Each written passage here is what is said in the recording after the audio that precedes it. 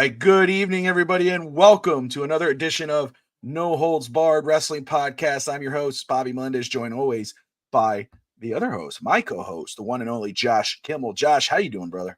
Pretty good, man. I'm hyped up for this show, especially since I think Thursday or Wednesday when you said, Josh, you gotta watch this miniseries.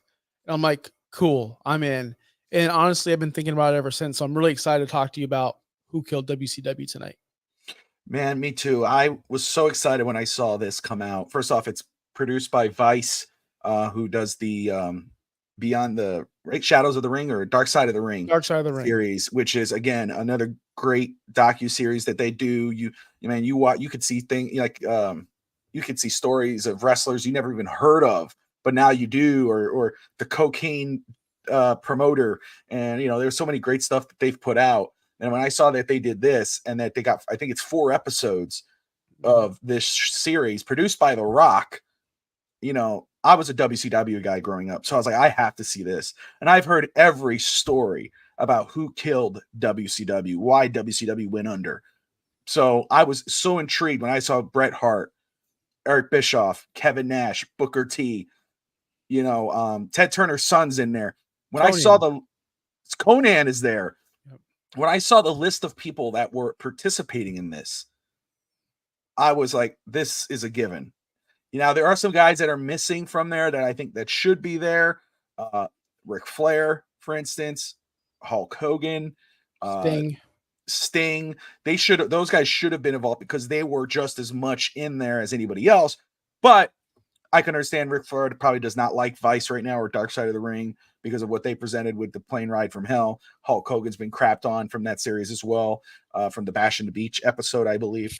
I think Vince Russo's in this as well. But anywho, I'm very excited about talking about this. I was a WCW guy growing up. I think we've talked about this. Yep. What were you a WCW guy? Yeah. I was not a hillbilly. I didn't like WWF at the time. That's the way I looked at it. I looked at them as like the hillbillies and us as like the on top, like, the higher brow folks. Yeah. For real. I really thought that. Like, I went to school. They're like, hey, did you see The Rock? And I'm like, no, I saw Goldberg. Right. That's right. Like I was a big WCW guy. Even, now I'm watching the series and everything I know now. I didn't watch WCW until the NWO was already formed. So I believe the NWO indirectly got me into it. Yeah. Which we'll talk about because I wasn't there for the turn. I wasn't there for the third member. None of that. I never watched that live. I got into it when the Wolfpack, the red NWO and the black NWO were already formed. That's when I got into wrestling. So I missed the turn. So I've seen all the documentaries, just like you said, but it's just a new, interesting point of view from everyone, which that's what I'm looking forward to watching. Oh, absolutely. I started, I watched it first and then I went back and started taking quick point notes, like just to say, okay, I want to kind of remember these things. I mean, first off, WCW, first the NWA, Jim Crockett Promotions, was purchased by Ted Turner. Ted Turner was the only one interested on putting, and Ted Turner did a lot. I mean, he made CNN, TNT, TBS, Atlanta Braves, Atlanta Hawks. Yeah. He owned it all. I mean, that dude did everything, and he was the one who really wanted to make wrestling.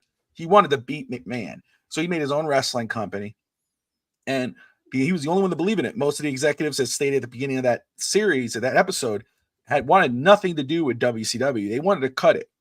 And, he was on the cusp of doing that before he said, hey, you know what? We have this announcer.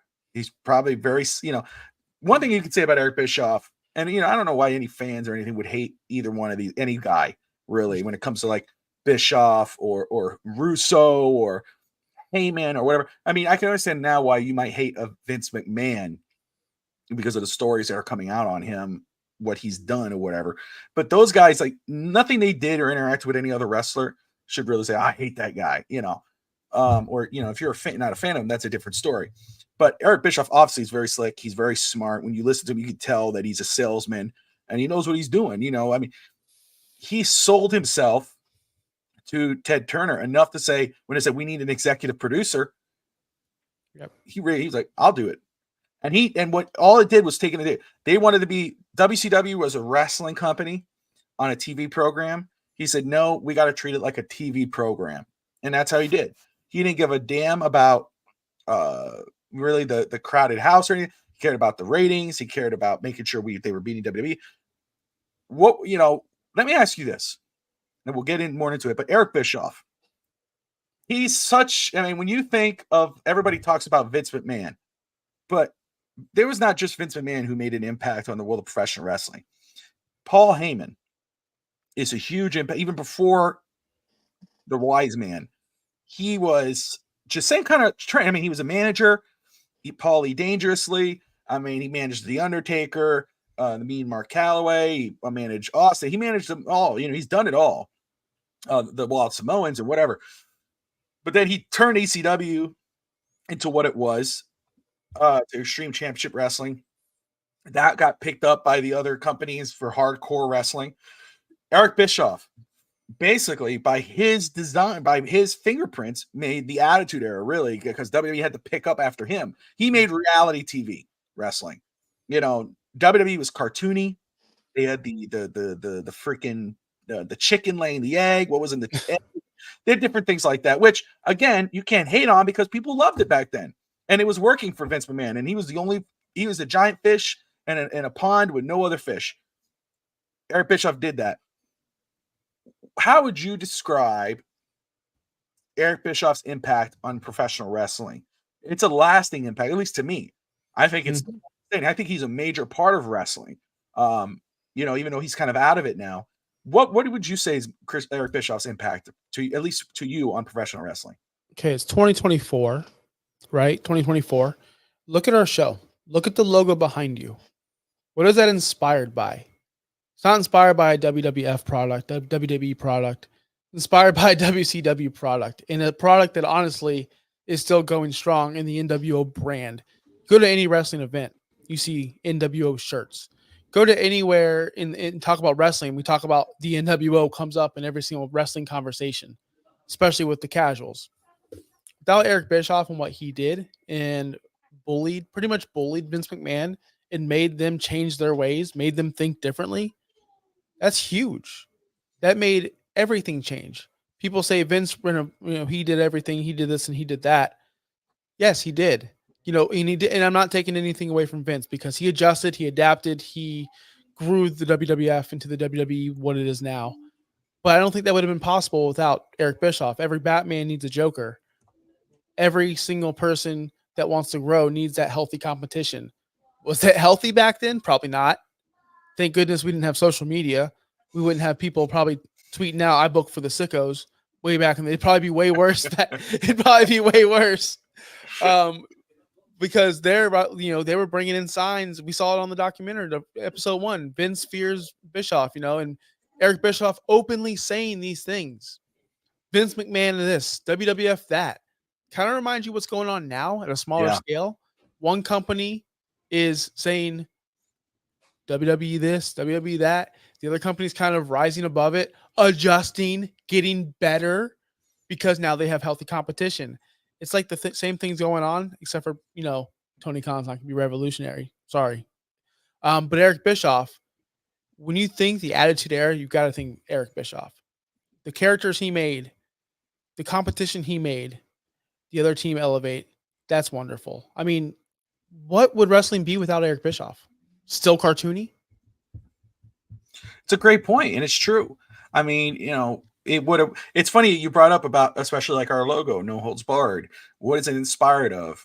NWO, Conan, which was great to see Conan. I know he has a podcast. I've listened to it a couple times with Disco Inferno. But Conan, seeing him on there was great to see him. But he had said a great point with the WCW. You go nowadays, you see a lot of people wearing NWO gear, black and the red and black, the white and black, black and white. What other shirts do you see from WCW back then? Not produced by the WWE. Of course, got WWE 4 Horsemen shirts. I'm not talking about that, but NWO shirts. There are people still wearing that and proudly today. There's still people saying NWO for life. That's the impact that the NWO had and WCW, and in turn, of course, Eric Bischoff. I think there's still people to this day. I might be one of them. More than likely, I am.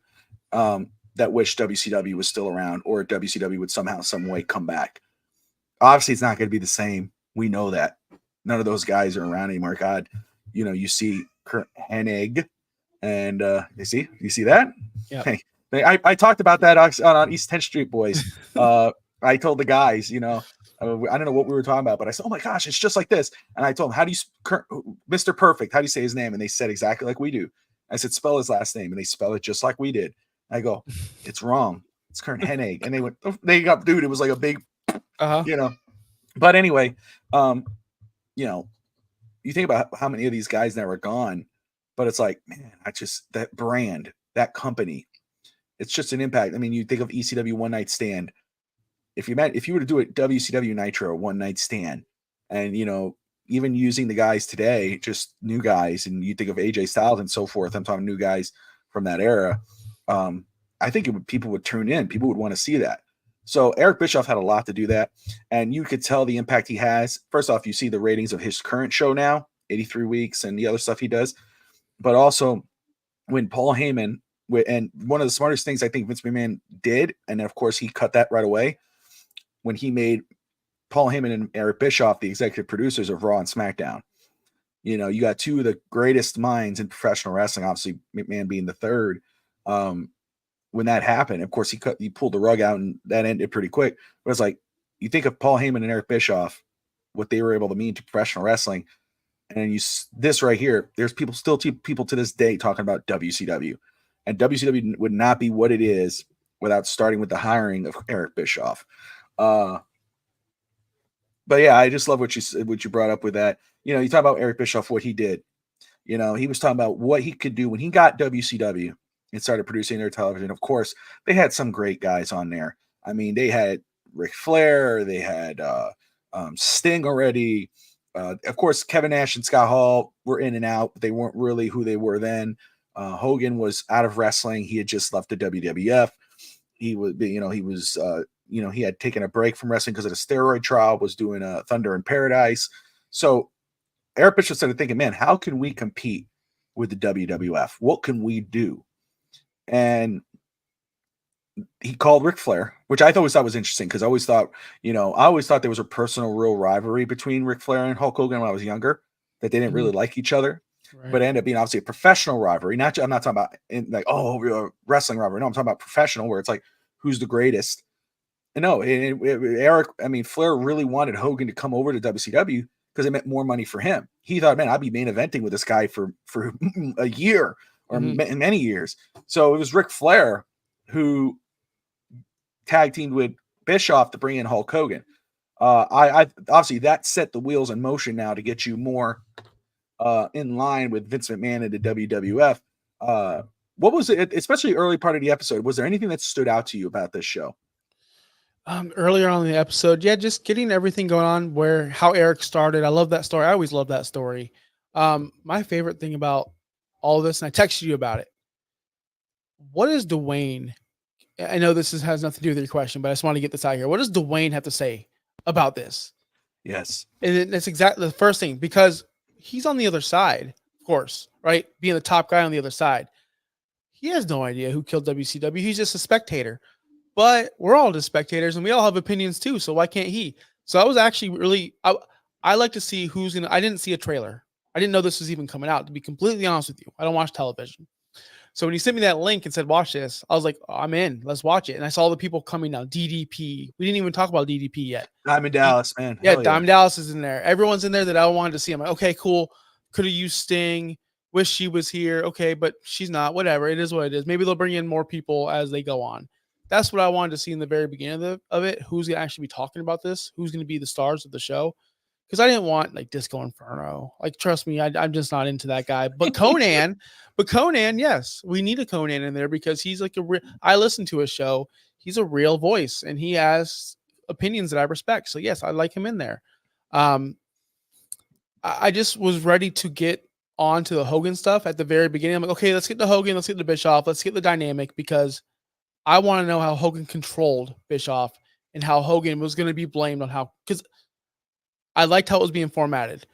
Episode 1, we're going to blame Hogan and Bischoff. Episode 2, not sure who we're blaming yet, but it seems like they're going to do one episode per blame. Yeah, that right. The way it ended, it seems like, okay, this was to say, and I wrote that down. Hogan was puppet master. That's what some people's opinion was. I do like that they got Bret Hart. I'll tell you one thing in the beginning of the episode I thought was great, but also hilarious was the eulogy. What would be your eulogy to the WCW? And what Bret Hart said. I was like, God, like this. I was like, that's Bret Hart, man. He's just what I'm gonna say about Bret Hart is gonna hurt a lot of people's feelings, probably yours too. Just shut up, Bret. I'm so sick of you. Whiny little crybaby. He's ever since the Goldberg situation, even before then, the Montreal Screwjob, I believe, was brought on by Bret. And this is a whole different podcast, a whole different conversation. I'm so sick of Bret. Shut up. You're not the best. You're not. That's for all my people. I don't want people texting Bobby. Yeah. No, I've said this before, and don't get me wrong. I can listen to Bret Hart's stories when he's not thinking biasly on pure hate for whoever he's talking about, because obviously he knows about the ring, and he knows about the psychiatry. I love the way he grades wrestlers. He's like, the 10%. How does he look? His grade on look. You got the look, the in-ring skill, and the mic skills. And he said, like, Hogan was 10%. Was that like a 10 on looks, a 10 on or an 8 on the mic, and 2 in the ring, and it's kind of true. And I respect that. And you got to respect Bret Hart, one of the greatest. Yeah. One of the greatest. But one thing, it's always a put off for me is the consistency on just crapping on everybody, crapping on anybody that he doesn't like, and it's, and that's one of the things that's like, come on, dude, you can't say one thing. WCW paid you well. Wow. They paid you well. And it's, the problem with the WCW, it's an issue that I had with TNA when TNA started bringing everybody and their mother in every other week. And the same thing I had with AEW right away was bringing everybody in. WCW, whenever they could, they would bring in whoever the WWF fired or let go. They brought in Bret Hart, which, again, in his prime, he was red freaking hot coming off the Montreal Screwjob. Why wouldn't you bring him in? Was it not, what can you question? How do you not bring this guy in and know what you're going to do with him?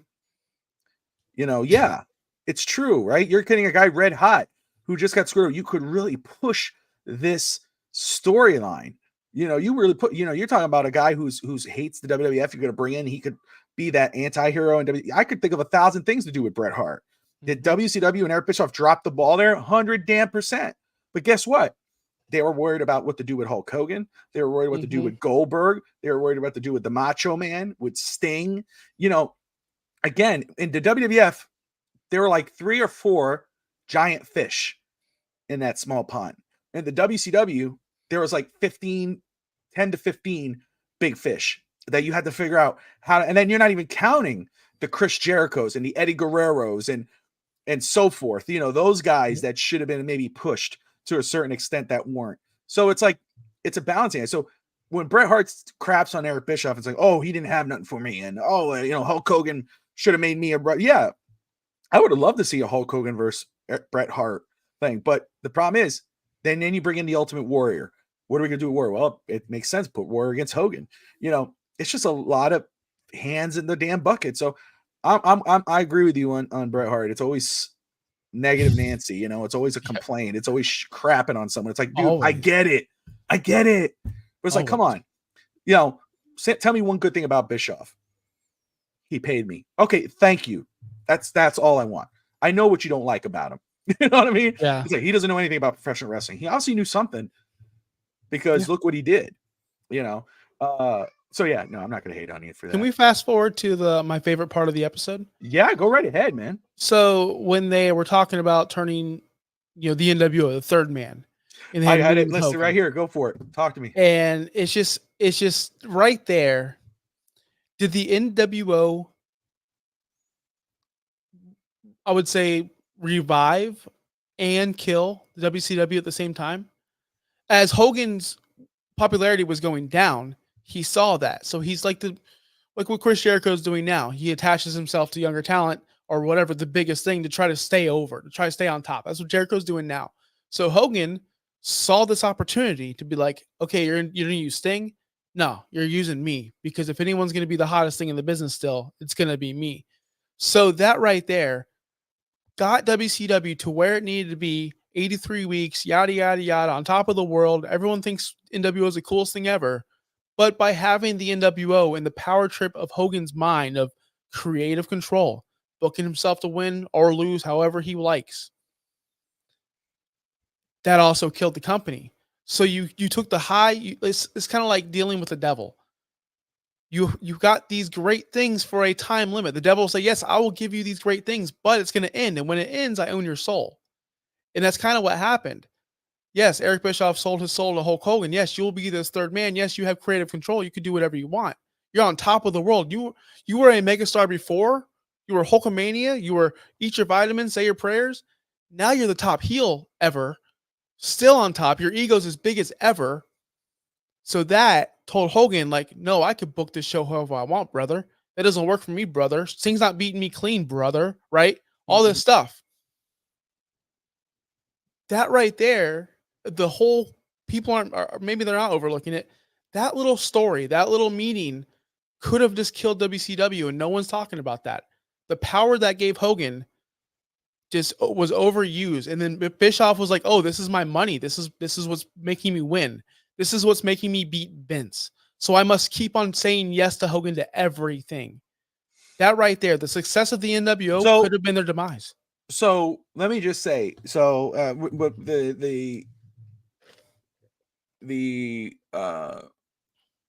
that thing? Creative control, right? We all know about creative control with Hulk Hogan. He's famous for that. He's famous for "It doesn't work for me, brother." You always hear that with him. Creative control came when he came from Tropic Thunder. When they brought him in, he got a mega deal and he got creative control. It was the first time ever anybody gotten that. And I think any wrestler, especially the big ones, and that goes for Pepsi Phil, that goes for Stone Cold Steve Austin, The Rock, any of those guys, they would die for creative control over their character. It protects them, and a lot of them do have it without saying it right now. That's why Austin walked out. That's why a lot of times Austin killed a story like, what am I going to do? And the same thing Hogan would say, okay. And Bischoff has said it before, when he's pitching something to Hulk Hogan, and I'll follow up on your points, but when he's pitching something to Hogan, Hogan does his, pets his thing and stares at him. And then Hogan goes, okay. And whether it's Hogan dropping something, dropping the bell or whatever, Hogan goes, okay. Then what happens next?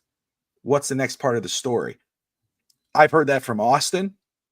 I've heard that from Cena. People say Cena buried lower talent. They always care about the end game. Where does the money come in?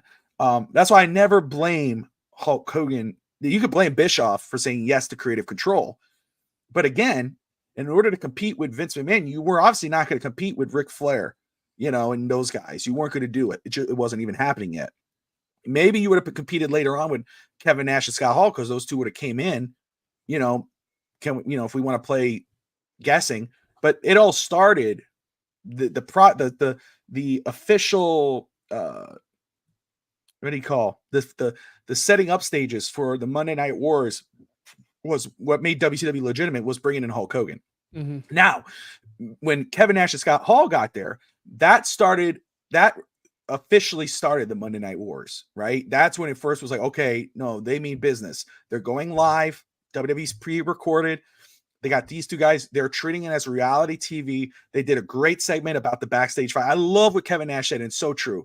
Backstage fights. It's so stupid because they're making things you make in the ring, the sounds you make in the ring, they're doing backstage.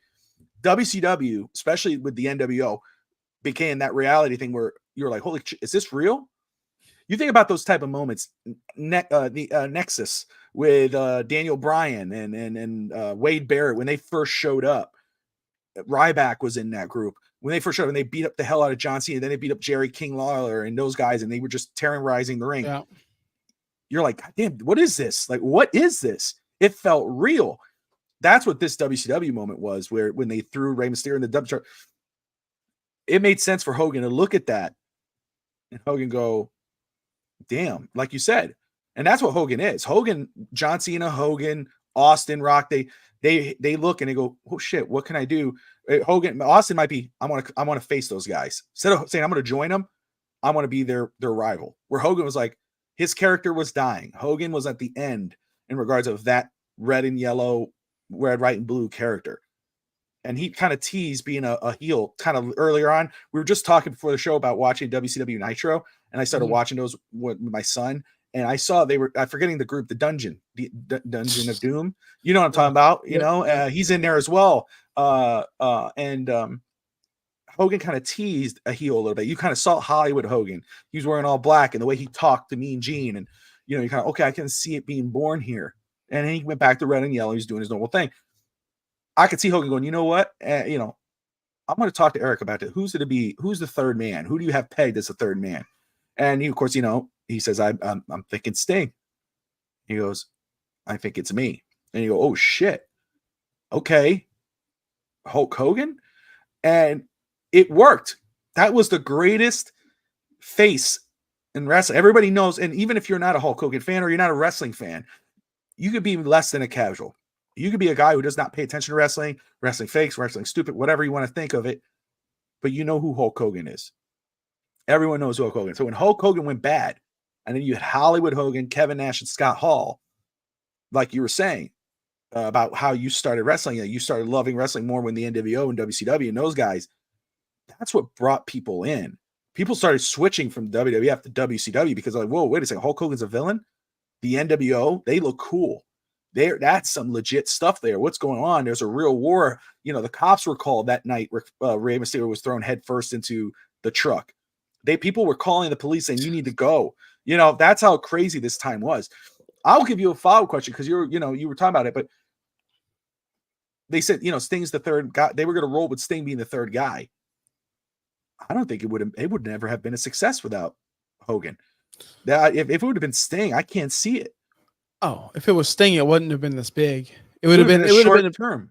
It would have been a big impact. It would have been a big storyline. We would have thought we would have been like, oh, remember that time Sting joined was the NWO? Remember that time Sting led the NWO?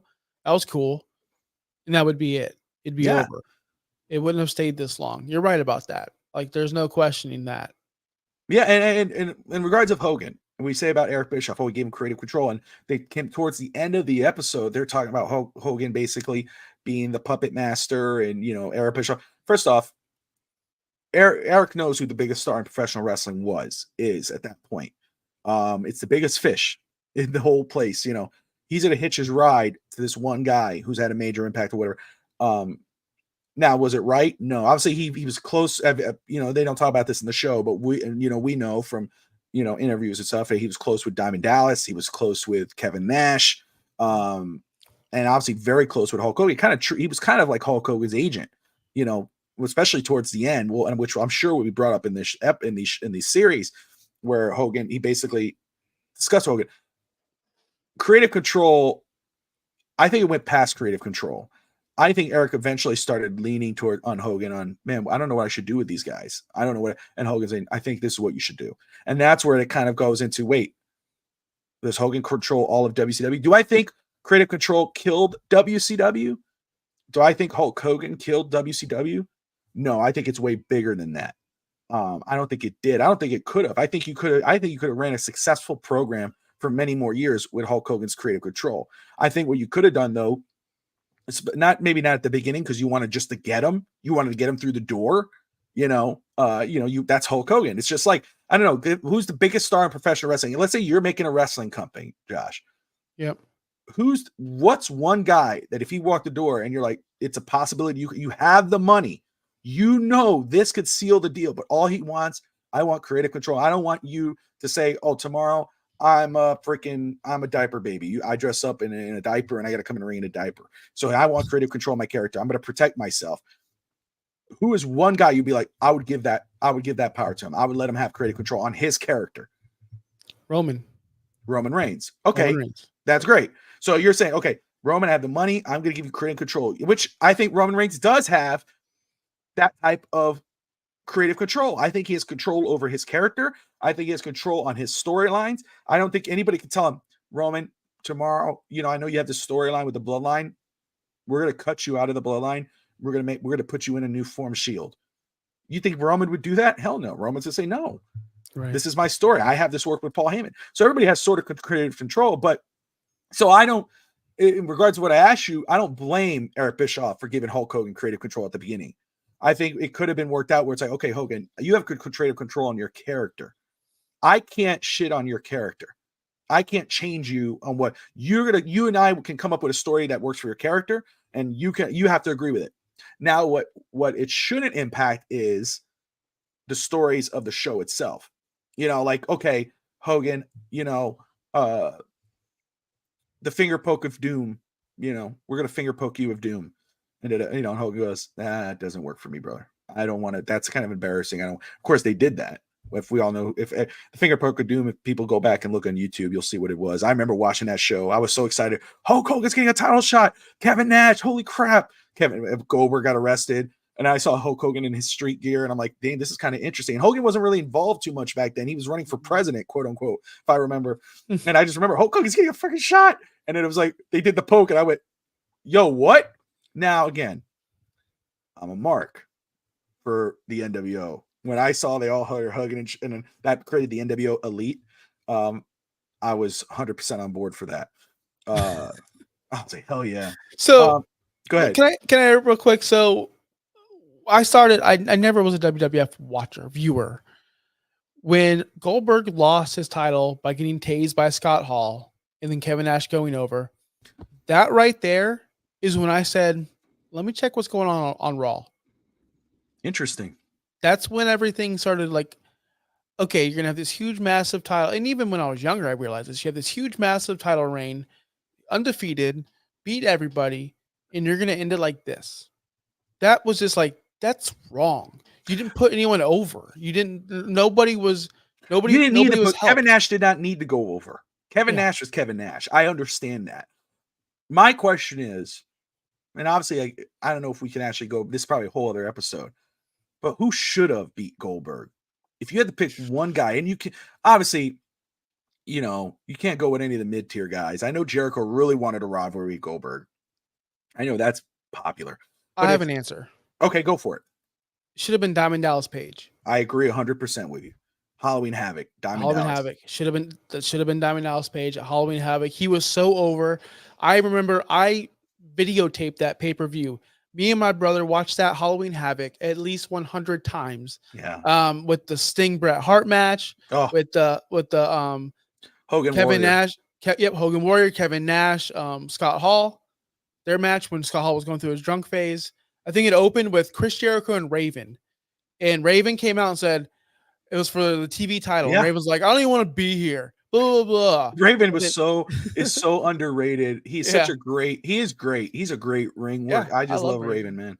So anyway, to answer your question, it should have been Page at that specific pay-per-view. Like he was the most over possible. He was like Sami Zayn over whenever he was going for the title. In my opinion, maybe I was just a mark and I was a kid, but that's how I felt with Diamond Dallas Page. Diamond Dallas was cool.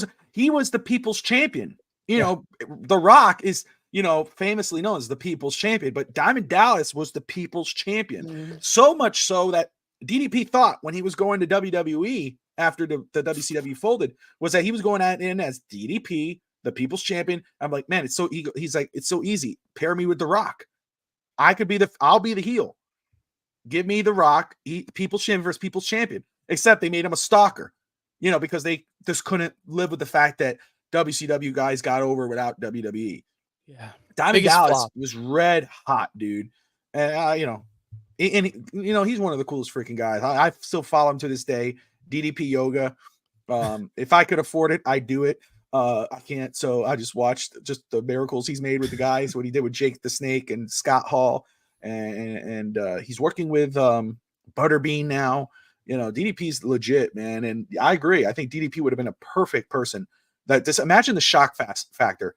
He goes to lift him up, tips him over, diamond cutter, 1, 2, 3, huge. Instead of, the little sound they make, you remember that stupid sound they made when they kept tasering him, Scott Hall? Stupid. It was. And I know they still hate it to this day, or it's still talked about to this day. Kevin Nash is like, even though he was on the booking committee, and I'll take his word for it, even though Goldberg's like, you did book it. You booked it to end my streak. And Kevin Nash is like, what would that have done for me? He's dropped it. I dropped it the next night on Nitro. That tells you how convoluted that's what killed WCW. And it started. And one of the things that killed WCW was allowing the inmates to run the asylum. Like, okay, I can understand you have to, like, Hogan. Hogan has the creative control. Not Kevin Nash, not Scott Hall. None of those guys had creative control. You're the boss. That's where it kind of got convoluted. One thing I love talking about Scott Hall, and I've heard this story before, and I think we talked about it last week, how smart Scott Hall was. You listen to him on these shoot interviews, and you listen to the way he describes ring terminology and the psychiatry, and you appreciate it. They brought it up again. I knew this story, but I just love that they said it here. Was that when he created the Crow Sting? Mm-hmm. Talk about you put the Sting. Then, and I'm watching, following back up to the last WCW I've been watching. This was way before the NWO. Hulk Hogan's in there. He's battling the Dungeon of Doom, and Lex Luger's on the Dungeon of Doom, and Sting's his best friend. And that's the current Sting that I stopped at. I can't picture that Sting on the NWO. I can't picture any Sting on the. I love Red and Black Sting. He was fun. That was fun. But who's the leader of the NWO Black and White? Kevin Nash, Scott Hall, Sting. It's kind of fishy with Red and Black. That was the cool group. The NWO was great. The original NWO Black and White. And I thought it was real cool. NWO versus Black and White versus the Wolfpack. But the NWO was kind of cool. It was kind of mixed up because Hogan should have had Macho Man on the Black and White. And then Scott Hall should have been on the Wolfpack. That's where it got mixed up. But I can't see Sting doing that. So Sting, but you think about if that would have happened, you never would have got Crow Sting. You would have got Rainbow Sting on the Black and White. And he would have probably had Black and White, but it would not have been the Black and White we know. Because I just love how Eric Bischoff says that story, and Scott Hall said the same story. It was when he was telling Sting, man, have you watched The Crow? And he goes, no, I haven't. Dude, you gotta check this guy out. That's what you should do. You should be the Crow Sting. And he starts talking to play the white and black, and he says Sting's eyes were big like light bulbs, and he's just like, oh, and then you started getting this great story and this great character. Everybody knew who Sting was. They grew up with Sting. The bleach blonde hair surfer Sting, and going against Ric Flair and the Four Horsemen, and you rallied behind him, and whatever. But then all of a sudden you got this black and white Sting, and he's in the rafters, and you're like, yo, dude, what's up with this guy? When is he coming? You wanted him. You were like, dude, I want to see this Sting. Talk about reinventing your character. Yep. And he's done that. That's what's great about Sting. But the thing about the impact that Scott Hall made on Sting as a whole, because that took him to another stratosphere. Sting would have been great nonetheless. We would have been looking back at, man, Sting was cool, man. But now you're like, Sting's an icon. Now Sting's the icon, and it started with the Crow. So to talk about Scott Hall, what he was able to do, and of course rolling into Starrcade. I love that. That's one thing that Bischoff, I think, kind of commended McMahon on, was like one thing that he has his storylines way in advance. He doesn't just go off the cusp. Like every year they have an idea of what next year's main event on WrestleMania is. So that's what they wanted to do with Starrcade. They had in mind, okay, we're not just going to throw a Monday Nitro Sting versus Hulk Hogan. This is going to be a random pay-per-view. This is going to be Starrcade. We got to build up to this. And I've heard this story over and over again. I've heard different versions of this story. I've heard Conrad Thompson and Eric Bischoff go off on each other about this. Really, it was Conrad Thompson who went off on Eric Bischoff. Yeah. But Starrcade 97, Sting versus Hollywood Hulk Hogan. Now, obviously, we were young. 97, dude, we were young. So, but just watching this here, I'll just get it here. It's supposed to be a clean finish. Nick Patrick, well, it was supposed to fast count, because Nick Patrick was a part of the NWO. I used to kind of, he would switch. He was supposed to do a fast count. Bret Hart was supposed to come out, say that's BS, get back in there. Bret Hart's now the enforcer, makes the pin. But Nick Patrick messed it up. It was supposed to be a clean finish first. Sorry, it was supposed to be a clean finish. Then it changed to the fast count, because supposedly what had happened was based off this episode, and this is Eric Bischoff talking, was that, and I'll take Eric's word for it, we didn't hear from Sting, we didn't hear from Hogan. I'm sure there's interviews out there. Maybe we got to go back and listen to them. But Eric Bischoff said that he believed that Sting did not trust. Sting was untrustworthy. He wasn't a part of any clique. He wasn't a part of any of these. He wasn't with the clique itself, which Sean Waltman, Sean Waltman, Kevin Nash, and Scott. He wasn't a part of Hollywood and Hulk Hogan and Macho and Bischoff. He wasn't in the Horsemen. He had his own thing. He was not trusting of the fact that it was going to go down the way it was supposed to get down. It was supposed to be a clean finish, Scorpion Death Drop, whatever, Death Lock, beat Hogan, win the title. He went into that meeting with Hogan that night with Bischoff, discussing the finish. Hogan and Bischoff looked at each other afterwards and were like, he wasn't happy enough, or wasn't feeling like that's the vibe they got, right? That he wasn't he wasn't excited about this huge opportunity. And Bischoff looked at Hogan and said, "What are you thinking?" After that, Hogan went, "Not tonight, brother. Not tonight." And they said, "Okay, well, we got to figure this out." He's not in it. The original story I remember, and maybe this is a separate thing, but I thought Sting wasn't in shape. His head wasn't into it. The head and it wasn't into it was brought in, was talked about, that he didn't seem like he was into it. And when you saw him come into the ring, he didn't look like it. They showed that clip, but I thought I heard he wasn't in shape, but it doesn't look like that, even though he's wearing a kind of a different gear. So then it's supposed to be a fast count. Bret Hart says, of course, it was a fast count. I knew right away that was BS. That wasn't going to work. And blah, blah, blah, blah, blah, blah. Whether that's true or false, I don't know. Nick Patrick did a slow count. Listen, my son just started watching wrestling when I started watching WCW Nitro with him.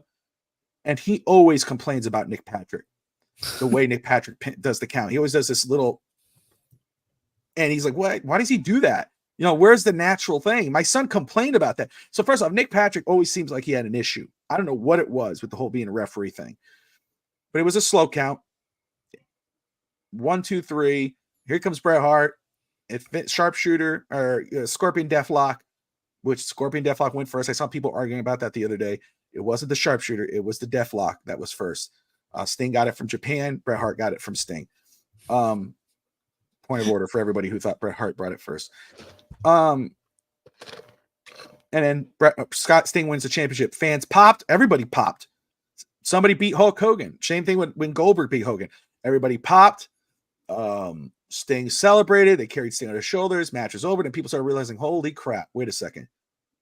That was a mess. And I love what DDP said. You can screw up the match, but don't screw up the finish. I wrote that down. I love that because you and I, before even watching this, and we've talked about this with the pay-per-views and stories and everything else. It could be a match where like, this is kind of boring, but if it had a great finish, that's all that freaking matters. And I just love that DDP said it because we've been talking about that. So talk to me about Starrcade 97, what they were talking about, what sticks out to you, and what makes you go, because I know something made you go, Well, we're dealing with that. We're dealing with that right now with Cody and that bad finish at WrestleMania, that overbooked finish. We're dealing with that now, by the way. I just want to let everyone know that. But yes, it's so true. I just don't understand the concept of, or the explanation of, we got to change the finish because his head doesn't seem right. That seems like lies. That seems like a cover up. That seems like Hulk Hogan didn't want this guy to be a bigger star than me, brother. So we have to change the finish to make this guy look weak, brother. That's what it seemed like to me. I don't buy this whole story of Sting didn't look right or Sting wasn't into it. What does that mean? Sting didn't look right. What does that mean? Like you said, was he in bad shape? No, he looked fine shape to me. Did he look uninterested when he walked out? That's his character. Maybe he was supposed to be acting like that. Right? That's his character. Stone face, droopy, sad, depressing, the crow. That's his character. So I don't understand the whole concept of he can still beat me tonight. Just not clean. But it's going to make him look like I need to make him look less than. That was always Hogan's gimmick from day one. It's always been that way. So the whole he didn't look right, when I was watching it, thinking, bullshit, Eric. And you got to stay with your story. You got to stick with your story. This reminds me of the whole Bash of the Beast situation all over again. Hogan constantly wanting to change the finish. We can go back to that Dark Side of the Ring where we had a finish. Vince Russo had the finish. Eric Bischoff had the finish. Everyone had the finish. The day of, Hulk Hogan's like, that don't work for me, brother. We're changing the finish. So we have a history of Hogan doing this to better himself, to make himself look like the star because of ego. Sting had every right to go, I don't trust Hogan. If he felt that way going into the meeting, I don't trust Hogan to do the right thing. He has every right to feel that way because guess what? He was right. He shouldn't have trust Hogan. He didn't have any, reason to trust this guy. So that finish sucked. We all know that. It was still a gigantic pop, but at the end of the day, you had this egotistical, maniacal liar changing a finish because he had to make himself look better than what he really was.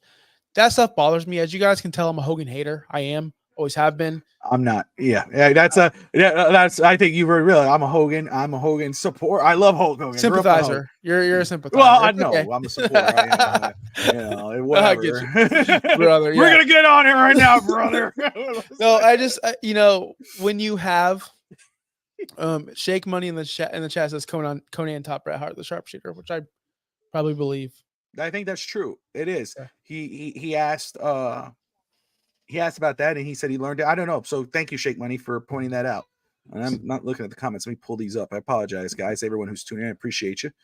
So in on that about the whole finish thing, I'm going to turn it back on you, even though as a Hogan supporter and you love Hogan and you can see, I want to know, can you see past it? Because I'm a Jericho lover, supporter. I can see past it. But I can't, but right now, but what I'm saying right now, like I'm to a smaller degree, the Jericho vortex right now is very Hogan-like, where he always has to look better than the younger talent. That's what Jericho's been portraying himself for the past 2 years, kind of what Hogan did in WCW. But I can see as a Jericho's #1 fan going, dude, that's not right. You should have let Danny Garcia go over. You should have let this guy go over. You should have done this differently. Jericho's always attaching himself to the big thing. That's Hogan. And I can't understand why you and other supporters don't see that. Like he was a bad dude doing things for himself. He was a bad dude? Like as in like he didn't care about WCW or the growth of the company. He cared about his image. Who won the Sting versus Hogan match? Sting did. Sting. Who won Goldberg versus Hogan? Come on, but No, hey, come on. Hold on a second. Goldberg. Who won? Okay. Goldberg. Okay. All right. Who won Kurt Angle versus Hogan? That wasn't. I don't know because I don't think I watched that match. Kurt Angle. He's the first one to make Hogan tap. Probably Kurt Angle. Ultimate Warrior versus Hogan. Okay, I get your points. But now what I'm saying is, that's putting people over, but it has to make sense. It has to make sense. I mean, I get it. It's the same thing with Chris Jericho. Why the hell would Jericho put Danny Garcia? I know who Chris Jericho is. I don't know who the hell Danny Garcia is. I don't know, but if Jericho versus MJF, I know who MJF is. I think MJF should go over, not some rando. Just because he's young. Oh, but you got to give him a shot. What's it going to mean tomorrow? If Chris Jericho I'm just saying Danny Garcia because I don't know who Danny Garcia is. So you're going to go, Bobby, dude, I know this guy. He's hot. The fans love him in AEW, whatever. Okay. I don't know AEW like you do, but I know that tomorrow, I don't know who the hell Danny Garcia is. If he pinned Chris Jericho tomorrow, it won't mean nothing to me. Now, if it means something, i.e., think of Stone Cold Steve Austin, who everybody loves. Bret Hart even loves Stone Cold Steve Austin. Bret Hart does. Stone Cold Steve Austin said, I'm not working with Jeff Jarrett. I don't like what he said about me. And he never worked with Jeff Jarrett. He stunned him out in the ring and left. Never worked with him again. Of course, Owen Hart pile drive him, so he ain't going to work with him there. Brock Lesnar, the famous story, he walked out. They said, you're going to put over Brock Lesnar tonight. What? There's no build up to this. There's no story to this. This is a King of the Ring match. I'm Stone Cold freaking Steve Austin. I'm Chris Jericho. I'm Hollywood Hulk Hogan. I'm supposed to put up some guy in this random match. I'm not a random match guy. I'm not putting him over. Well, can't really do anything. All right, then I'm leaving. If you are Hulk Hogan, if you are Ric Flair, which Ric Flair didn't do that. Ric Flair said, yes, a lot of times he put a lot of guys over that he should never have put over. You think of somebody like the Big Show, the Paul White, the Giant. He should not have gone under as many times as he did. He should have been the Giant. He should have fought more about not going under as much as he did. He didn't learn that from Hulk Hogan. He didn't learn that from Steve Austin. He didn't learn it from those guys. Those guys knew. Hulk Hogan, Chris Jericho knows. Jericho never had an issue back in the day doing it. Jericho had put on monster matches, had great stories. You look at where Jericho is now. Now, I don't know what the politics are for Chris Jericho, but I do know that he's Chris Jericho. I do know that he's one of the biggest stars in AEW because of name alone. And I would, for me, if I'm watching a match, unless I know who this guy is, and let's pull up a random guy here. Let's say it's WWE. Chris Jericho goes to WWE right now, and he has a match with Ricochet, and it's a random pay-per-view match for the IC title. Jericho wins, and but why didn't Jericho put over Ricochet? It's Chris Jericho. Why would he? Give me another guy that's going to meet. Oh, Chris Jericho versus Gunther. Gunther wins. That makes sense. We know who Gunther is. Wrestling fans know who Gunther is. We only know Ricochet from Ricochet. I'm just using him. I was like, I can go with a lesser guy. But what I'm saying is, the notion that Hogan didn't put people over, it's not true. That's a falsehood. That's something that got pumped up through the dirt sheets over the years for people who didn't like Hogan. People didn't like Hogan because from the wrestlers backstage, because Hogan never put them over. I never got to work with Hogan, Bret Hart. I never got to work with Hogan. These other haters in there, So then he's a guy who never put me over. But look at the list of people he's lost to over the years. How many guys he put over? It was his idea to drop the title to Goldberg on Monday Nitro because Goldberg, he saw the writing on the wall with Goldberg. Of course, they never got the follow up. So it's like that's where I stand. WCW. Professional wrestling wouldn't be what it was if it wasn't for Hulk Hogan. I'm talking about the wrestler. I'm talking about the guy in the ring, the business guy. It makes sense and again, you got all these guys are independent contractors. If Hogan allows Eric Bischoff, who didn't know at the time, if he allowed him to sign a contract, no creative control, you're putting your life in his hands. In Eric Bischoff's hands at that point. Eric could say tomorrow, Hogan, you're the leader of the Dungeon of Doom. You're going to wear the face paint. And, you're going to work with the Mummy or the Bigfoot or the Yeti, whatever that guy's name was. Think about how stupid that would be years later. You go, damn, Hulk Hogan did that? Hogan's like, I'm not going to do that shit. That could have happened with Vince McMahon. Look what that's why Macho Man left the WWF at that time. He wanted to continue wrestling. He thought he still had it in him. McMahon said, hey, man, I'm going with younger. I'm going to go with these younger guys. I'm going to go with the guy who can throw up. You're going to be the commentator. Macho Man said, I'm out of here. I'm going to WCW. And look what he did when he was in WCW. Had a longer, greater career. That's why I can't hate on Hulk Hogan for doing it. Yeah, there's things where I go, that I can understand why that's annoying as hell. I agree. The bash at the beach, as much as, by Russo's stories overall, doesn't make me think any better of Russo. Because of what happened with Hulk Hogan. I saw how he destroyed everything else. But yeah, I can understand why it's like, okay, we had to finish. It was done. Why are we changing it now? It just doesn't work for me anymore. I could see that. I get that. I concede to that. But I think to say that Hogan's not going to put people over or hasn't put anybody over, he craps everybody down. It's like, come on, really? I mean, there's more stories of putting over than there's over. And, again, if he had to put himself on other people, put himself over on other people, it's a business. Austin did it. Jericho does it. Triple H definitely did it. The ones we love the most did it. Bret Hart, who I know I know what you were just saying about Bret Hart. There's a lot of people who hate Hulk Hogan, but they love Bret Hart. But Bret Hart said, I'm not going to put Shawn Michaels over. Yeah. Because it's in my hometown. It's not about money. It's not about my character. It's not about money. It's not about the story. It's about me personally. I don't want to give up my title to Shawn Michaels in Canada. So what did McMahon do? He screwed him. Really, Bret screwed Bret. Bret was pulling a Hogan, but McMahon didn't allow him to do that. Ultimate Warrior. he said, I see myself as Hulk Hogan. And how much money did Hulk Hogan make Ultimate Warrior? And then Ultimate Warrior hated Hulk Hogan until they saw each other years later, until the end. But he hated Hulk Hogan, and he said, I want to be paid just as much as Hulk Hogan, or I'm not going to perform at Survivor, SummerSlam, wherever it was. I don't know what pay-per-view it was, but he tried to hold McMahon hostage. So McMahon said, he gave McMahon a letter. McMahon said, okay, I'm going to put you over. I'm going to give you this major deal. The match happened. As soon as the Ultimate Man ran in the back, he handed him a letter and said, you're fired. And the letter was saying, you're not even the same stratosphere as Hulk Hogan. A lot of wrestlers do it. A lot of the bigger guys do it. Hogan just did it better.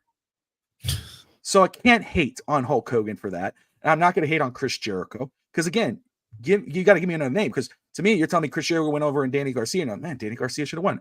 Dude, who the hell's Danny Garcia? Who is that? This is a different topic, but every person knows when Chris Jericho is involved in any kind of feud or faction, the people, it's now Jericho's bringing up, they go into the Jericho vortex and they just die 1,000 deaths on television. and Chris Jericho's putting nobody over. Chris Jericho's got go away heat. I wonder if Tony Khan signed something with him. Like, that's weird. Yeah, 10-year contract. Oh, what, really? 10-year deal? He's going to be with Chris. He's going to be with AEW until he's like, who knows?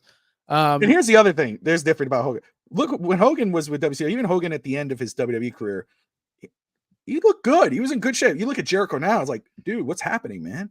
I hate to say that because Jericho's in better shape than I am, but I'm just saying, it's like, dude, like, I don't know how Christian, but Christian's wearing that he never takes his shirt off anymore. It's like, come on, Jericho. But anyway, that's because Christian's that's his character. Christian's pretty jacked still. Doesn't Jericho own 40% of AEW? I don't know. That's a great he doesn't point. Vince Russo killed WCW. There you go. Stager, what's up, my man? I can't wait to get to the Vince Russo show. I can't wait to get to the Russo dude, show. That's gonna be. You know, a funny story on Vince Russo TNA when I used to go there when I lived in Orlando. At the end of the show, they were coming around Earl Hebner, and I had the WCW World Title, and none of the main guys who I wanted, Sting, Nash, whatever, they weren't around. They didn't come out. They were Main Event Mafia back then, which I thought was really cool. Talking about factions, that was a cool faction. Yep. I think that would have been the shit. But Russo and Earl Hebner were there.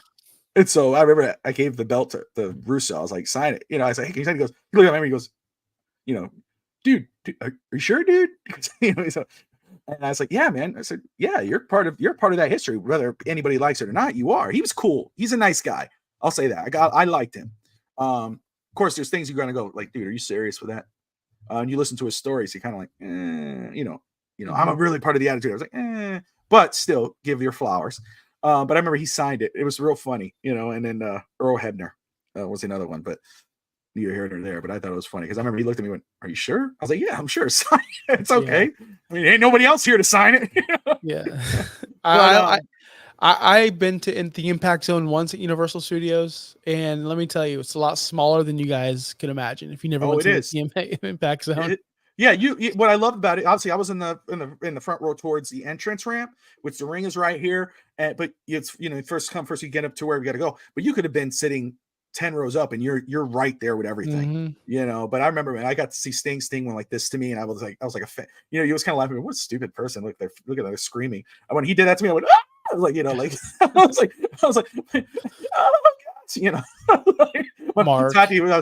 Mark, yeah. Tati, I was like, oh, did he sign it? But like Kevin Nash, Booker T, Kurt Angle, Samoa Joe. I'm a huge Samoa Joe guy. I love Samoa Joe. I'd see him. But Big Papa Pump, Scott Steiner. Yeah, Steiner. I remember we went like this, and then he went like this, and he went get the hell out of here, and oh, screw you. And then at the end, when the camera's off, he came up like, all right, guys, see you guys later. We're like, yeah, all right, get the. He went, oh, I'll kick your ass. Oh shit, you know. So those are always fun memories. I love those guys, man. All of them. They're just part of the childhood, man. And but yeah, this is what I love about WCW. What I love about this series is what our discussions right now, because it's and I'm not including the stuff off after wrestling, the recorded tapes and all this. We're talking about the wrestler. We're talking about what they did in the business. And I mean, the debates like Hulk Hogan, Goldberg. We're going to talk about Goldberg. He's going to show up in the next episode. He wasn't on this one. Ric Flair. what they did to Ric Flair, lost his confidence. How do you mismanage Ric Flair? Sting, Bret Hart. There was so much. You look at that roster of WCW and you sit there and you go, damn, how do you screw this up? And to me, like I told you before, I think it's bigger than Creative Control. I think it's bigger even than Eric Bischoff. I think it starts at the very top. And I'm not really Ted Turner. What I mean is, and I don't know, maybe even Ted Turner, because he's the head. It doesn't make any sense to me. But Turner Broadcasting, I know they talk about the AOL deal. That's going to come later. How they just want to get rid of professional wrestling. And you got so many hands in the pots, and you're going, okay, now we're going to bring in Russo. We're going to F it all up, and then whatever. I think that even if, let's say, they're like, hey, man, we just got to get out of this Creative Control deal, even though that had nothing to do with it. Let's say, okay, we got to get moved past the Kevin Nash and the Hulk Hogan and whatever. We got to move forward now. I think they could have survived if they would have said, okay, Hogan, Nash, you can come back, but not on this type of deal. And it allowed him to go to WWE. It could have survived with the Stings, with the AJ Styles, who was there. I mean, you could have had that. I think it would have been great to see, because I know this is going to come up. So I don't want to say for people but Eric Bischoff was trying to buy WCW at the end, and he could have. It was not, dude. I think we could have found a freaking investor loan. Yeah, we could have got an investor and bought it ourselves if we were old enough and smart enough and could talk ourselves into doing it. But they were supposed to do it, and I think they were supposed to do it only in Vegas for a while as a smaller concept. But I think it could have grew bigger if they would have done that. It's just that the TNT was so eager about selling it, or TNT, but the Warner Brothers or whatever, Time Warner, was so eager about selling it, they ended up selling it to McMahon, which ultimately killed it.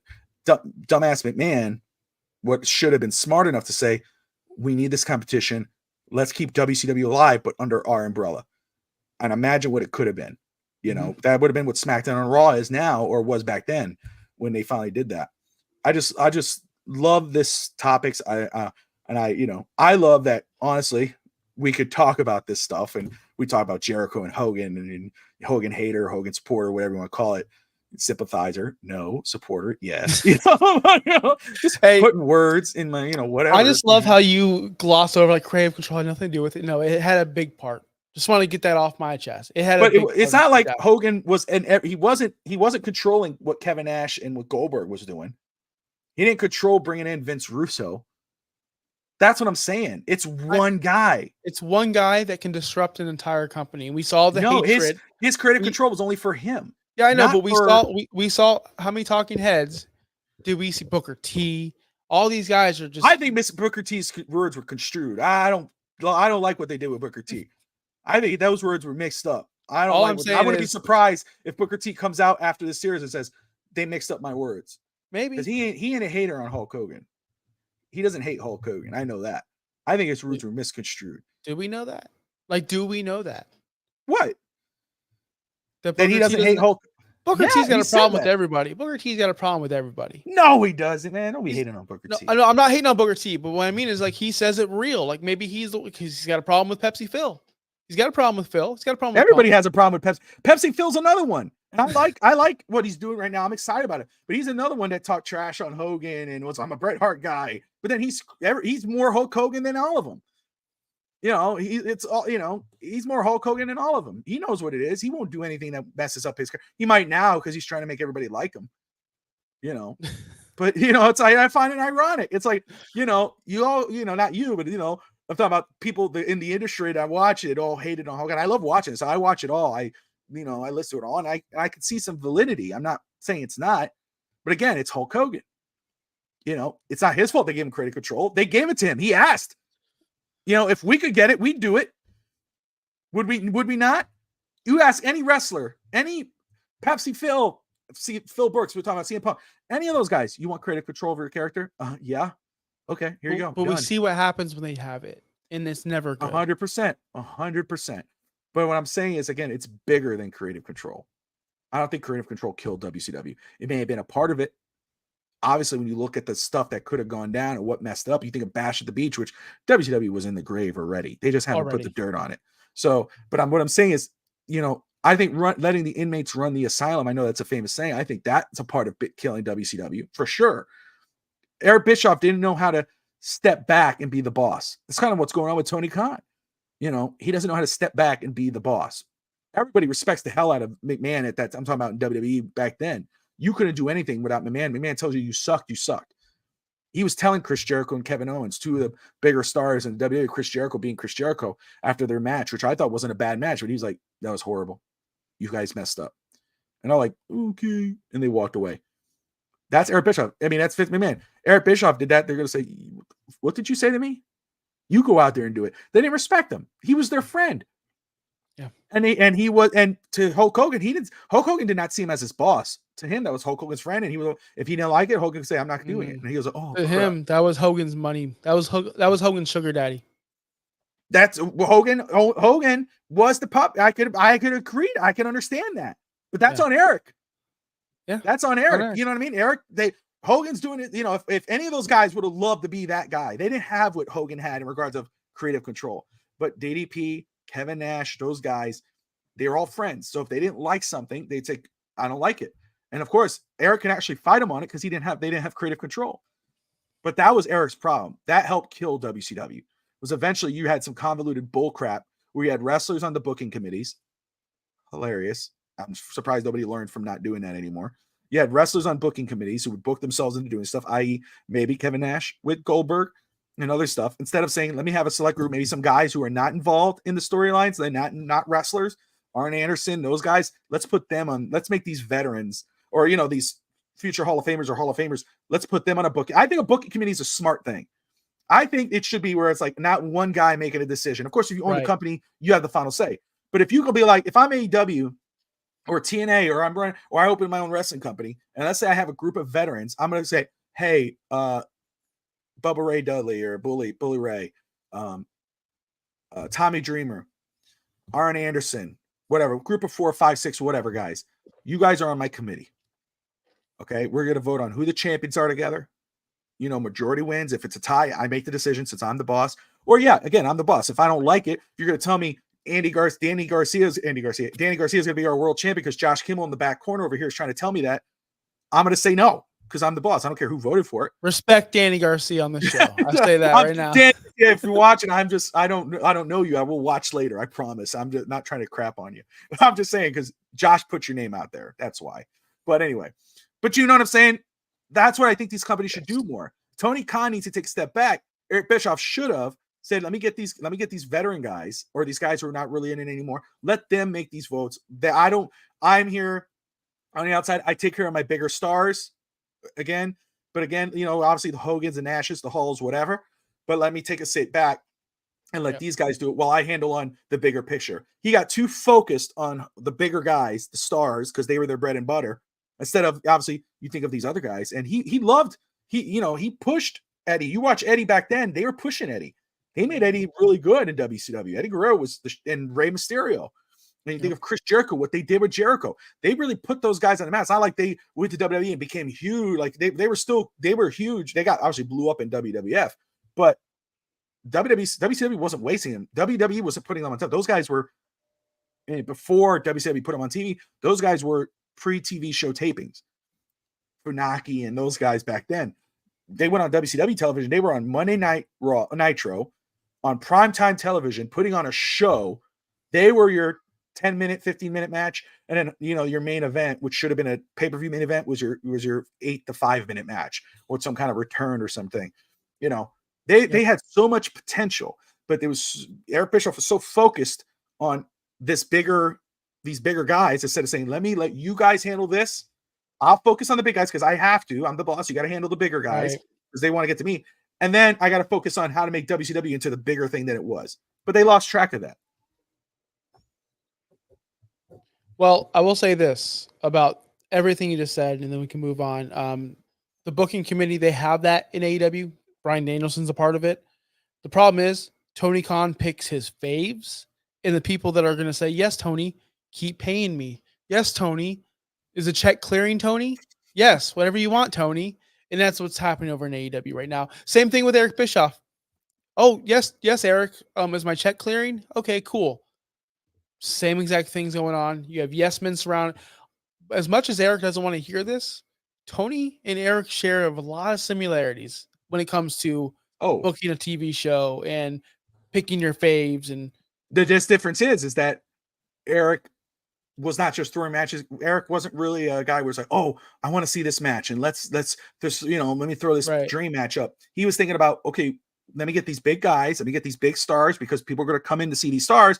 But then what can I do that's different than what the WWF at the time was doing? It's now WWE, and right. again, reality TV. He wanted to make it real. He wanted to make it feel real. And of course they're trying to do that in AEW with the Elite and all this. It's just not going. You need to have like, again, we talked about this. The CM Punk story or the things that happened backstage, that could have been it. Yep. If they would have kept, if he would have said, okay, you know what? And if Tony Khan could have Hulk Hogan CM Punk, kissed up a little bit, I'm going to give you this amount of money. I'm going to give you this amount of control. You're not a producer. You're not a VP, even though I give VPs to all these other people, Yep. which still doesn't make any sense, but whatever. But obviously that's when they started, so I understand that. But anyway, we're making people, but stick on. Let's make a story out of this. Money matters, and it's CM Punk's that way too. He says, if you're in here to put a 5-star match but not make money, we're in the wrong business. Yep. The big stars know that. That's what they give a damn about. That's what the Hulk Hogan's and the CM Punks and the Steve Austins and the John Cena's and the Roman Reigns, that's what they give a damn about. If they could have a 3-star match, which, none of that, a 3-star match, even though it's a bad match, they could still hate on it. But if they could have a 3-star match, but if that check clears and they had a sold out house and they had a big ass paycheck, they're golden. They're golden. So episode 2, I did not see a preview for episode 2 yet. I think they're gonna go more into like where to start going. They ended with Starrcade 97. I think we'll talk about NWO Hollywood because that's one thing that we'll touch on that I think in just a second. But touch on NWO Hollywood versus NWO Wolfpack, why the NWO Wolfpack was created. I don't know if they're going to rush into the Vince Russo stuff right away. I think that would probably be episode 3. I know it's only 4 episodes. What I find interesting, here's a question for you. Why do you think The Rock's involved? Why do you think The Rock cared so much about this to be a producer that he's involved in this? I don't know. I'm a little intrigued by that, to be honest with you. Just to, he wants to make it big in Hollywood and become this producer and make money. That's what it is. And plus he's interested in it. He was involved in it. He was involved in the wars and he wants to bring an outsider perspective. I asked you, what's Dwayne going to say about this? And honestly, he didn't say much episode 1. He wasn't really involved. He had a couple of lines, right? Couple little scenes, but I'm going to bring it back to you. I think you're a Dwayne supporter. I think you still are. I'm a wrestling fan, man. Listen, all you people have factions.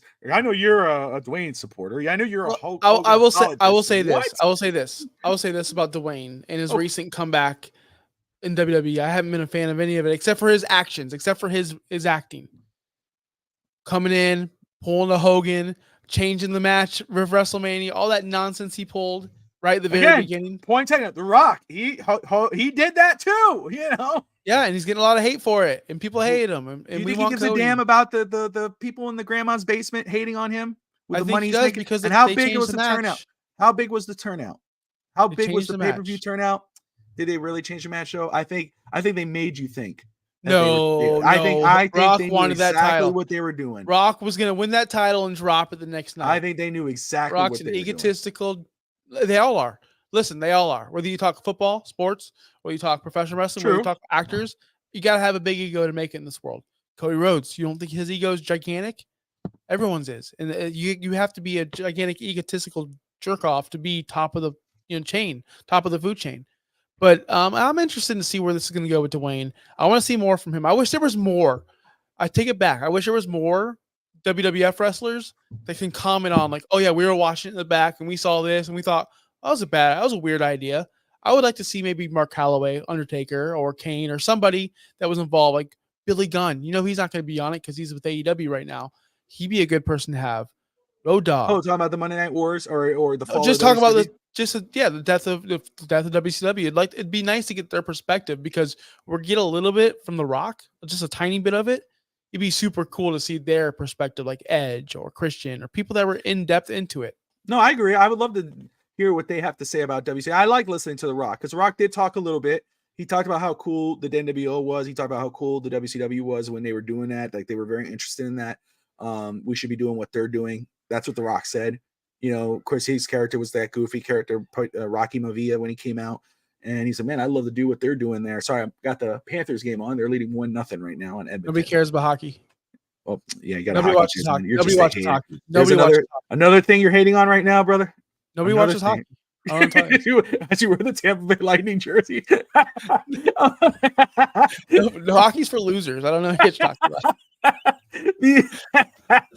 That's great. 2-0. Never mind. It's 2-0. Nobody cares. Preseason? What is this? Oh, that's great. Saturday night, you should be watching Collision. What are we doing? Ain't nobody watching Collision. No, I'm just kidding. Actually, I noted that, but I didn't turn it on. I want to address a comment in the chat from Anthony. He says, I disagree with you. John Cena seems like a humble. He doesn't seem to have a huge ego, yada, yada, yada. I live near John Cena. I will say this. The rumors of John Cena is he will be nice to you if you're respectful, but he's a massive piece of crap to employees, restaurants, waitresses. Really? That's just the rumor around our parts. He lives really close to me. A lot of those guys live in Tampa. That's for sure. Yeah. Roman Reigns lives right down the road, and he's the coolest guy you could ever meet. Drew McIntyre, coolest guy you can ever meet. I heard some bad things about Hogan, a lot, and a lot of bad things about Cena. But that's, you gotta, I don't know, because when you're constantly like, oh, that's John Cena, you expect a huge tip or I get it. If I was a celebrity, I would probably be known as a bad guy because I don't like talking to people. Yeah, I see. That's why I like, in regards of that, like personal, but like if I was to see John Cena at a restaurant, I want to be like, I gotta go get his autograph. Leave him alone. He eats enough of that. I wouldn't do that to him. I can't stand when I see people rushing up to like Rhea Ripley in the airport and you see all these people. It's like, come on, dude. Like, I think it would be cooler to kind of like just have like, oh, we're getting bags and, oh, hey man, how you doing? Just a quick take and walk off. Like, oh, they're this normal person.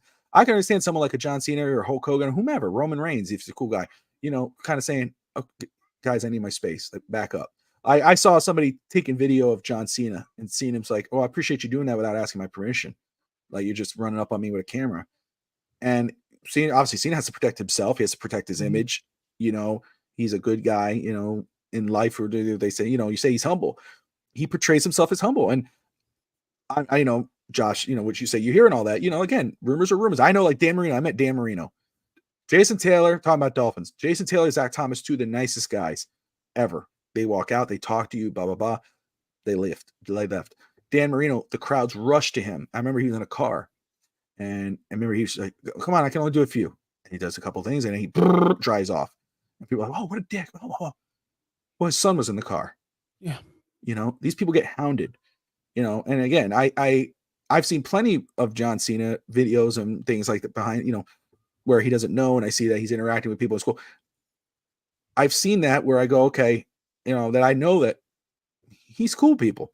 I've also seen videos where he's saying, hey, don't stop, chill, take it easy. Mm-hmm. It's obvious. Same thing with Hogan. I've seen people go off on Hogan, and Hogan's like, and Hogan, you want to go outside, brother? But I've also seen him when kids run up to him and he's, how you doing? And they do a little thing and it happens. They're celebrities. Yes. They put themselves on this public forum, and I'm not defending either one or saying whatever. What I'm saying is I get it, but at the same time, it's like people should be cool too. Imagine you're out with your son and people are running up on you, and like you said, if you were in their shoes, you'd probably be a dick. Now, at the same time, I do think I've heard wrestlers say this. You be thankful for your fans, because without those fans, you ain't nothing. If they don't give a damn about you, you would be dropped like a hat. So at the same time, you could be appreciative. Like, I like the basic rules, I would say, and I've heard this before from wrestlers. If they're at a restaurant, don't go up to them while they're eating. Let them eat. Once you see that they're done, and then you come up and say, hey, I'm so sorry to bother you. Is it okay if I take a quick picture or whatever? Then I've heard guys, plenty of guys have said this, be respectful. That's it. I personally would not like to bother them that much. I would not be interested in doing that. First off, just because again, I just think it's not cool. It's like, come on, Yeah. unless they're in a setting where you're supposed to go and meet them and get an autograph or whatever, then. But if they're out with their family and their friends, especially with their kids, back the hell off. So Like, two quick stories. One story about me meeting two wrestlers. One story about me getting a picture sent with one wrestler, which is in the comments. The first one, Drew McIntyre and Mason Ryan. Remember Mason Ryan? Big yeah, old Mason Ryan. They worked out at my gym, and I didn't know. Right, I've been going to this gym for forever. It's a wrestling gym. It was a big time wrestling gym. The Miz has been there. A lot of guys go there. So all of a sudden, like Drew McIntyre walks in, the chosen one, not the new one. This is before he was fired. young, yeah, Yeah. So I'm just walking on the treadmill, whatever. My brother goes, "Hey, that's Drew. That's Mason Ryan." I'm like, "Okay, cool, whatever." Like, just leave. I'm always like, just leave him alone. My brother yeah, walks up to him, "Hey guys, big fan, big fan. Cool. We work out. We don't talk to him again. We never speak to him again, ever. But we worked out together the same time, the same day, the same hour, literally for about 3 months straight. And then Drew McIntyre kind of became my workout partner for a week because I was doing my shoulders, doing a little shoulder press. You get up, you traditionally go to the bathroom, get up, and Drew McIntyre was in my spot, on my seat, and I'm like, "Yo, dude, I'm working there." And no, seriously, like, because to me, he's just a workout partner because he wasn't as big as what he is now. yeah. I'm like, "Yo, like," he goes, "Well, can I work in with you?" I'm like, "What are you working on?" He goes, "Shoulders." I said, "Yeah, I'm doing shoulders too." So we actually worked out together, not like plan, like, oh, we would go and like, "Hey, bro, can you spot me?" or whatever. We would talk about form. That was cool because you know what? I never treated him like I was never a mark to him. He was just a guy in the gym. Yeah. But there'd be guys that go, "Hey, you look just like Batista," to Mason Ryan and just bug him and bug him and bug him. Like, dude, you're just like, are you gonna be like Batista's bodyguard? Like, and the guy would be like, eventually snap. He snapped on people because they wouldn't leave him alone. First off, because he was massive. Second off, because he was a professional wrestler. And that's the shit. I saw that and it sucks. Second story. I'm sitting there late at night. My brother and my best friend Davey send me a picture of playing poker. And I was invited to this poker game. And there's a big picture, and you see my brother, my best friend, and a couple guys. And at the very head of the head of the table is Roman. And I'm like, "You guys are playing poker with Roman? This is pretty head of the table. This is a while ago." And like, "Yeah, he lives on this street." And I'm like, "Really?" He goes, "Yeah, he lives right here." I'm like, "How do we get invited to this party?" He goes, my friend knows Roman, and he lives right next door to Roman, next door neighbors. That's how we knew. I'm like, "Oh, really?" So the comment where he lives he might have moved. I haven't been in his house a long time, but Roman did live there. And I missed an opportunity to play poker with the head of the table. And ironically, he was sitting at the freaking head of the table in the picture. So it's one of my biggest regrets. I said, "Nah, I'm not playing poker tonight. I'm out." I could And have played Roman, Roman. the Usos, Roman, that whole family, but those guys particular. And I just watched the Roman documentary not too long ago from A&E on his story until up into, I think it was right up into or right Pat Prost beating Cody Rhodes last year. And just his story is just memorable, but you could tell that dude's a down to earth guy, that legitimately a good guy. Mhm. But again, it's just, see right there, isn't that a better memory than just getting a picture with him, that with Drew McIntyre, that you go, dude, possibly the next world champion, but like, dude, I worked out with the world champion back in the day. Like He knew my name. see You what I'm know what I saying? mean? Like, Like that's cool as hell. Like to yeah, go, man, I worked. Like it would probably have been cooler if your friend probably would have been thinking nice enough to go with his phone and like put the phone away very quick. And now you got a picture of you working out and you're back with Drew McIntyre. But that's a cooler story to me than saying I saw Drew working out at a gym and I ran up and he signed a piece of paper for me that I found, the tissue yeah. paper that I That's cleaned the lame. seat with. Yeah, compared to we spotted each other. That's a epic story. I love that.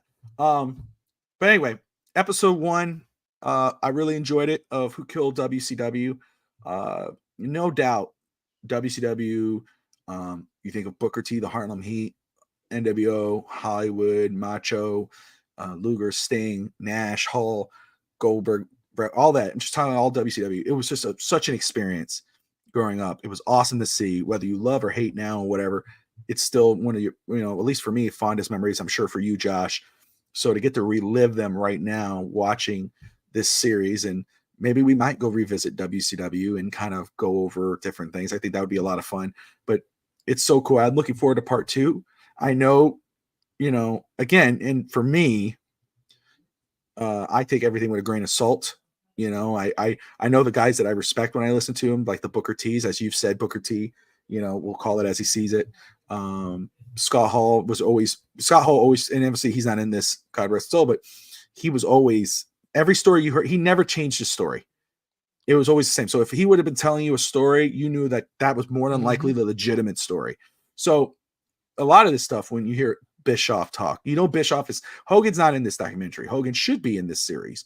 Ric Flair should be in this series. But in regards of Hogan's part of it, because there's people that are going to crap on Hogan, love on Hogan, whatever.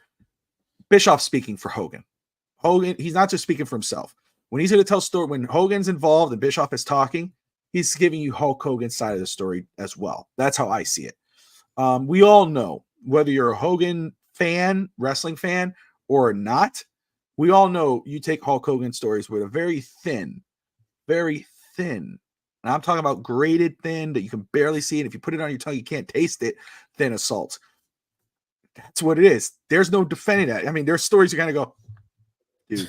But, this is what's great about Hogan, this. brother. That's Hogan, brother. But, again, so I take this series with a very thin grain of salt, but I am a fan of the dark side of the ring, and I'm a fan of these stories, and I'm excited about episode 2. We will talk about episode 2 next week. You catch next episode live on Vice on Tuesday nights.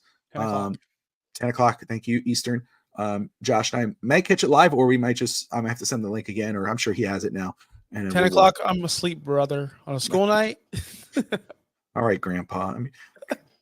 Hey, I live the TV12. I live the TV12 lifestyle. Okay, is that what you do? Is that what that is? I do. Oh, Ask Wingate about it. Wingate hates me for it. Yes. Let's run through these very quick. Again, I was honest with Josh beforehand. I caught, but not like zoned in on Raw, SmackDown, AEW. Obviously, they're really pushing the Liv Morgan stuff with Dominic Mysterio. That's very interesting. Finn Balor got involved now. I'm gonna tell you what. I'll say this: the clash in the castle in Scotland. That card looks really good. It looks like it's going to be a great freaking show. When is that? Is that 2 weeks from now? 2 weeks from now, yeah. 2 weeks from now. And so we'll be live post-show as we were last time. I don't know what time that show is. It's going to be an early show. So is it a morning show? Is it start again? I don't know. I'm going to look it up. Look it up, because now that I'm thinking about it, like, God, can you imagine if the show's like at 3 in the morning? I was like, Castle time. See, 1 o'clock Eastern. Oh, okay. So we'll be on probably 4 o'clock Eastern on that day, but we'll see. But next week we'll be talking about episode 2 and obviously the latest news and stuff. But anyway, Dominic Mysterio, that storyline's continuing there. We got AJ Styles versus Cody Rhodes. Will that happen at Clash of the Castle, or will that happen later on? The SmackDown ended with the Bloodline not going over, but they did go over, basically. They disqualified over the Kevin Owens and the Street Profits. Thank you, Street Profits. Which, again, I can't wait for the second part of this story with the Bloodline to happen. Yes. Because I just, don't besides care. Paul Heyman, I just don't buy it. I just don't buy it. I don't buy Solo as the leader. I don't buy Solo as an intimidator. He doesn't intimidate me as Roman. You could feel when Roman was there and he looks back, like when he goes, I don't give a damn what the tribal chief said. And then Roman just kind of turns you went, oh shit. Like, shit. Whoa. Yeah. Whether you like Roman or not, you're like, oh damn. When you do that, Solo looks at him and goes, you better fix that. I'm like, man, go fix it yourself. Yeah, punk. Yeah. What are you gonna do, punk? And he sticks his thumb out. It's like, ooh, back at you. Yeah. It's like, or the Tasmanian devil they got back there. Tama Tonga and all that. I feel like Scott Hall. I feel like, ooh, like, okay, but no, and I'm interested. I mean, I'm not against. Like, I want to see it, but I want to see the second part of this already because, Yes, I'm ready for well, it. I want Paul Heyman just to say, dude, who the hell are you? Like, what are you talking about? Like, just Paul Heyman is like, dude, you're the wise man. You're the Hall of Famer. Like, who are you? Don't be scared of these punks. You probably get anybody in that back. I would love to see Heyman bring out some rando out of nowhere and just terrorize him. But anyway, that's neither here nor Some there. rando. I don't know. We throw a rando. But Braun Breaker had a great match or a good match on Raw. WWE seems to be really high on him right now. Yes. So much so is that they're considering altering their creative plans for Breaker.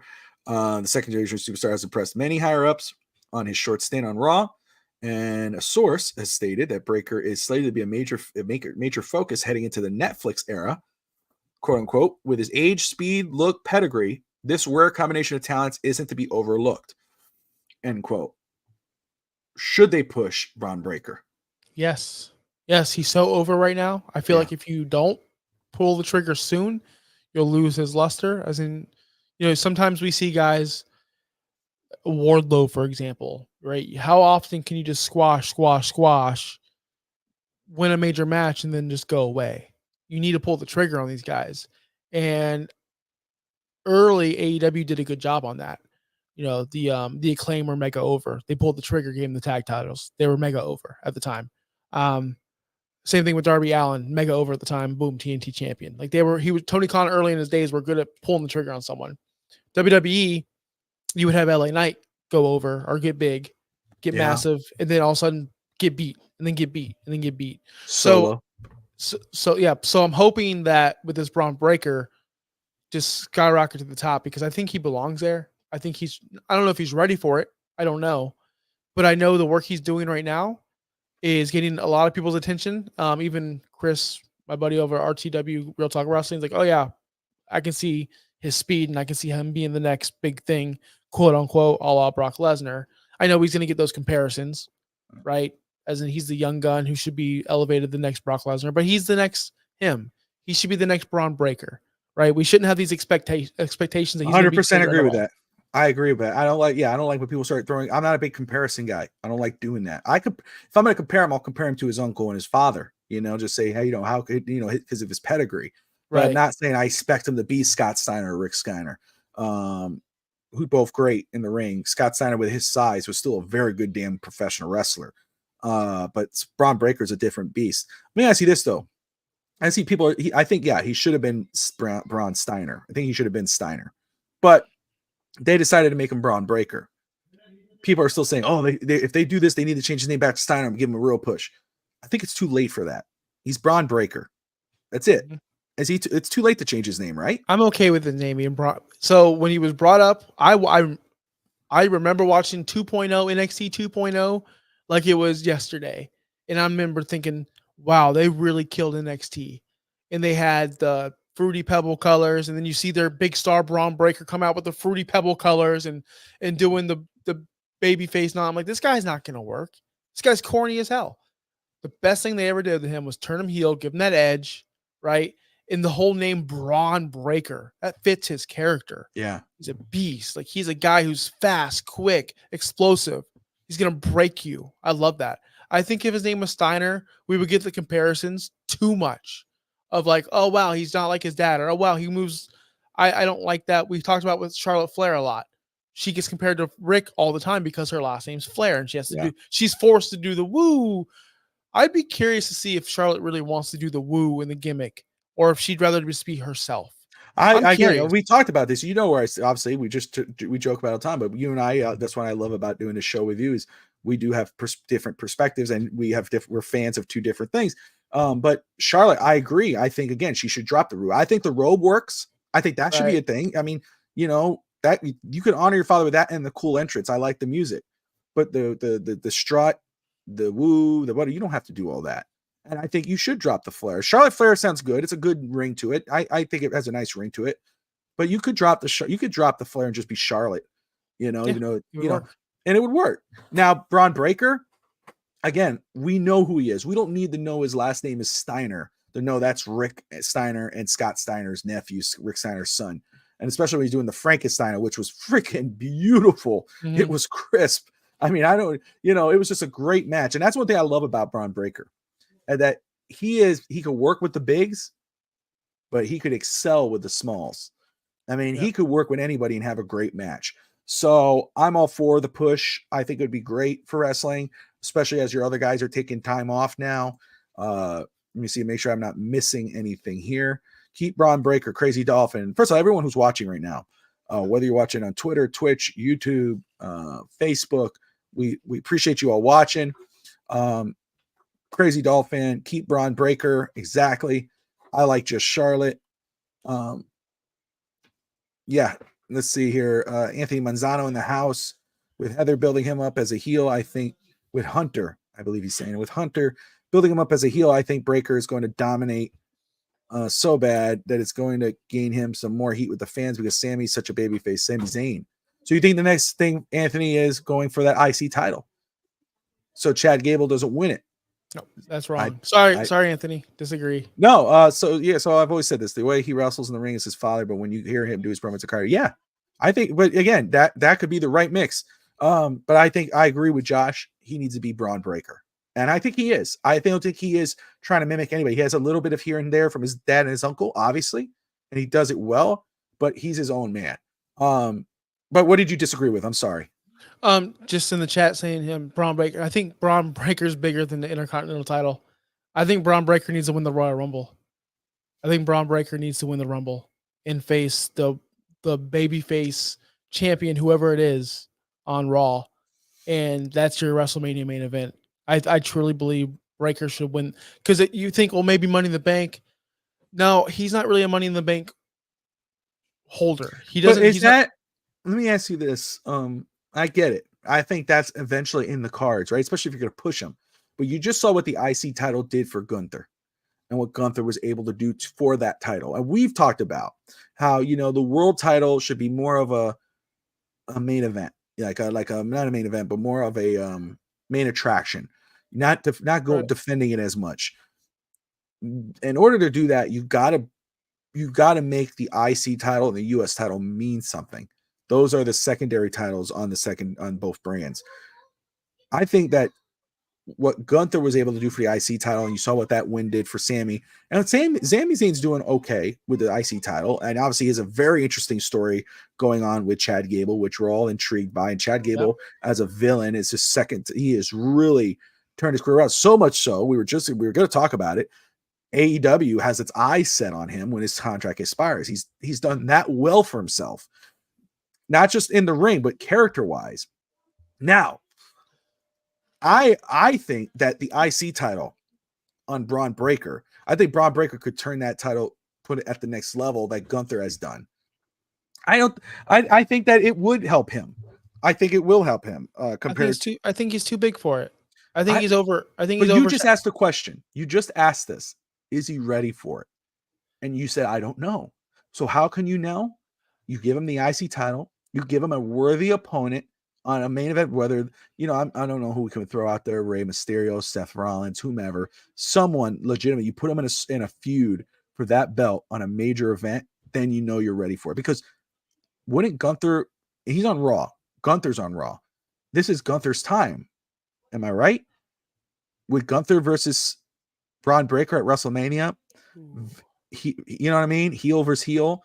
Yeah. Do we really want to see either one of those guys as a face? Do we think Gunther's going over anytime this year? I think SummerSlam. You think SummerSlam? I think he defeats Drew. Yeah, Drew's going to beat Damian Priest, and I think Gunther's going to beat Drew McIntyre. Man. What I love about McIntyre, obviously great character, great look, great ring skill, but also a good locker room guy. I think he could put over, and I watched the video of him when he won the world title, and obviously he couldn't run it in front of fans, so he watched it at home with his wife, and his dad was crying. I was like, man, this is the wholesome content I love to see, but I think he would be like, let's go ahead and put a Gunther over. I think he'd do it because his story is bigger with Phil. Yeah, it'd be cool. Yeah, because you're right. He's gonna, God, but I want to see the next big thing. I want to see the next arrival of somebody new. I guess we got that with Gunther. And I guess we're getting that with other superstars like LA Knight. But the problem is not the problem. Are we gonna wait too long? Crazy Dolphin. Are we gonna wait too long, Anthony? Are we gonna lose interest? Like I just said, we lost interest in Wardlow just like that. Wardlow was hot, whether you're an AEW fan or not. Jade Cargill over there, right? We lost interest right away because they just kept her in the mid card, fighting losers, fighting But jobbers here's over the and over thing. and Here's the over. difference, and I will say, and I think it's a fair point because they did it with Solo. Solo was red hot. Solo was that type of force where you saw him come in and you're like, all right, he came into the bloodline. He's the enforcer. And then he beats John Cena and then he loses one after another after the other. Now he's the leader of the bloodline. You're supposed to be intimidated by him. Kind of ruined him a little bit.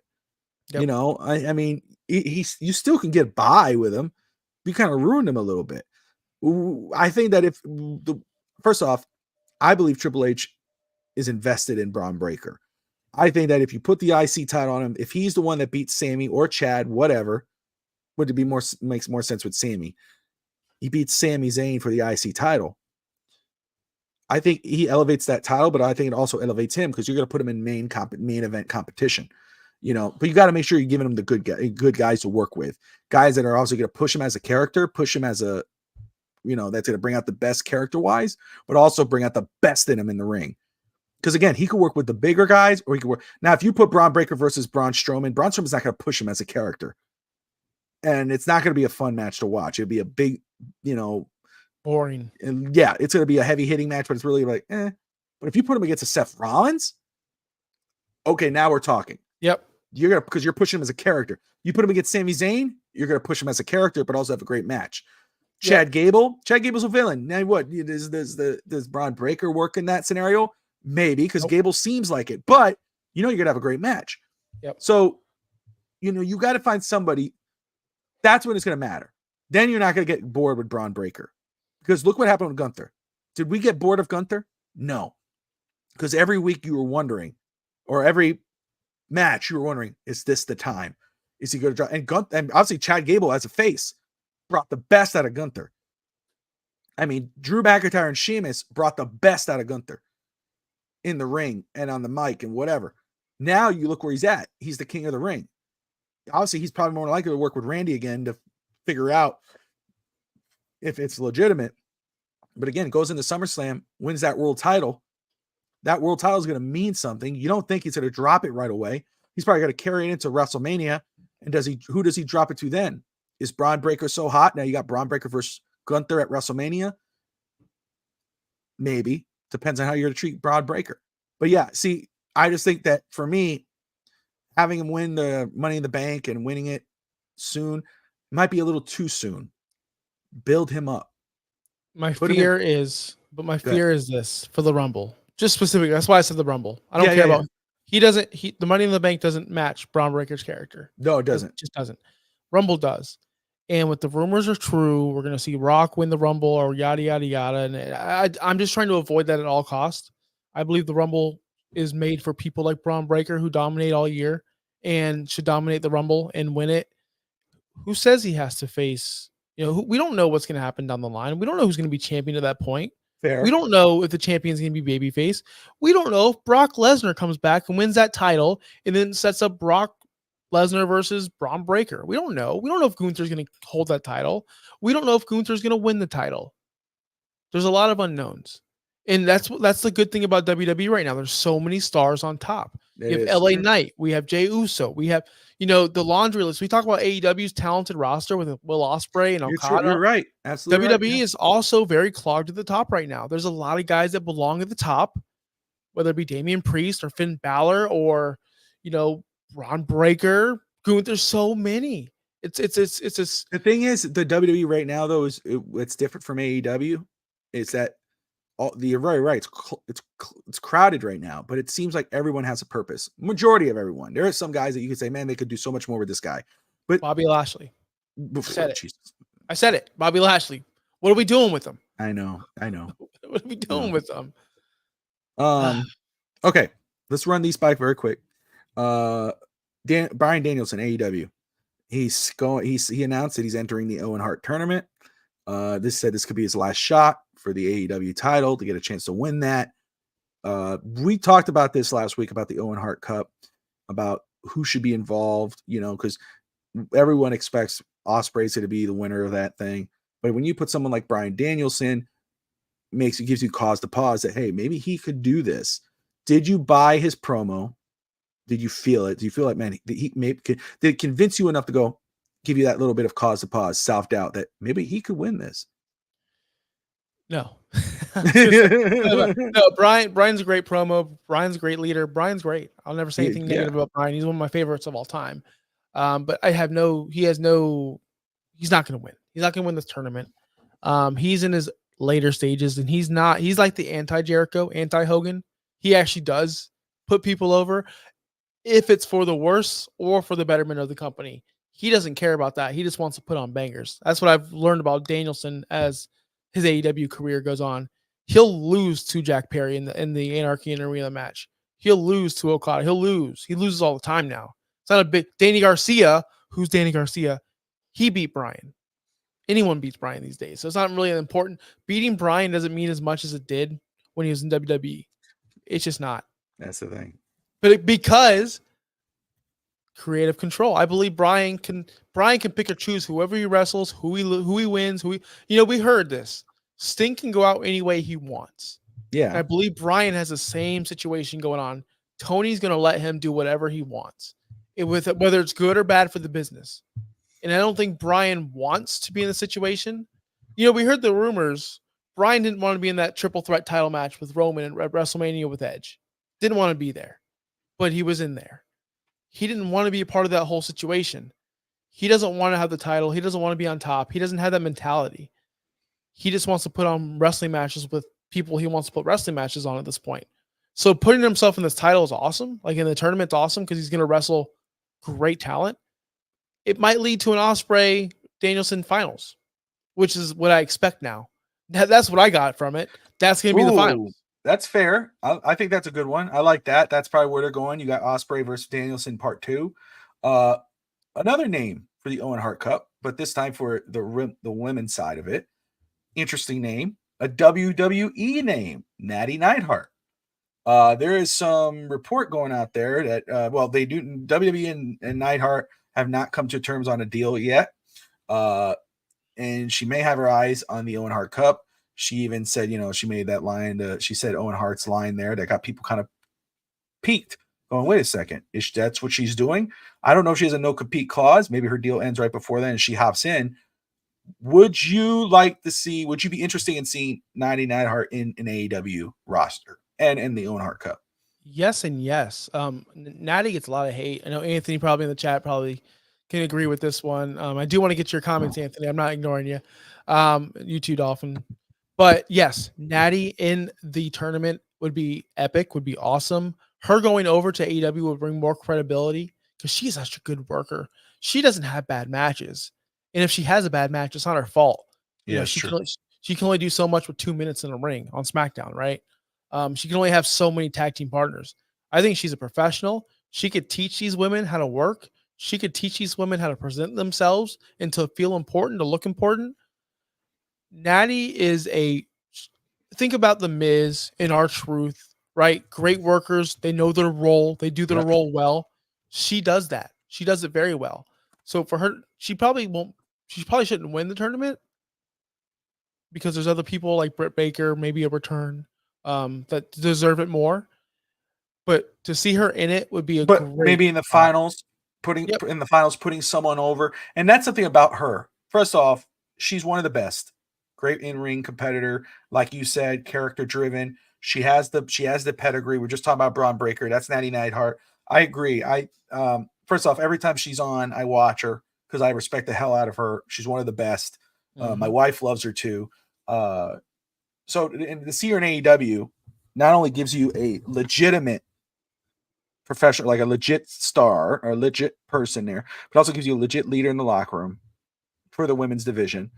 Someone who could help the younger ones, but also maybe reinvent her career because she's kind of just stagnant right now in WWE. Again, we've talked about it last week or the week before about how, it's just, put her against Natalya Neidhart or tag. We were talking about the women tag team division.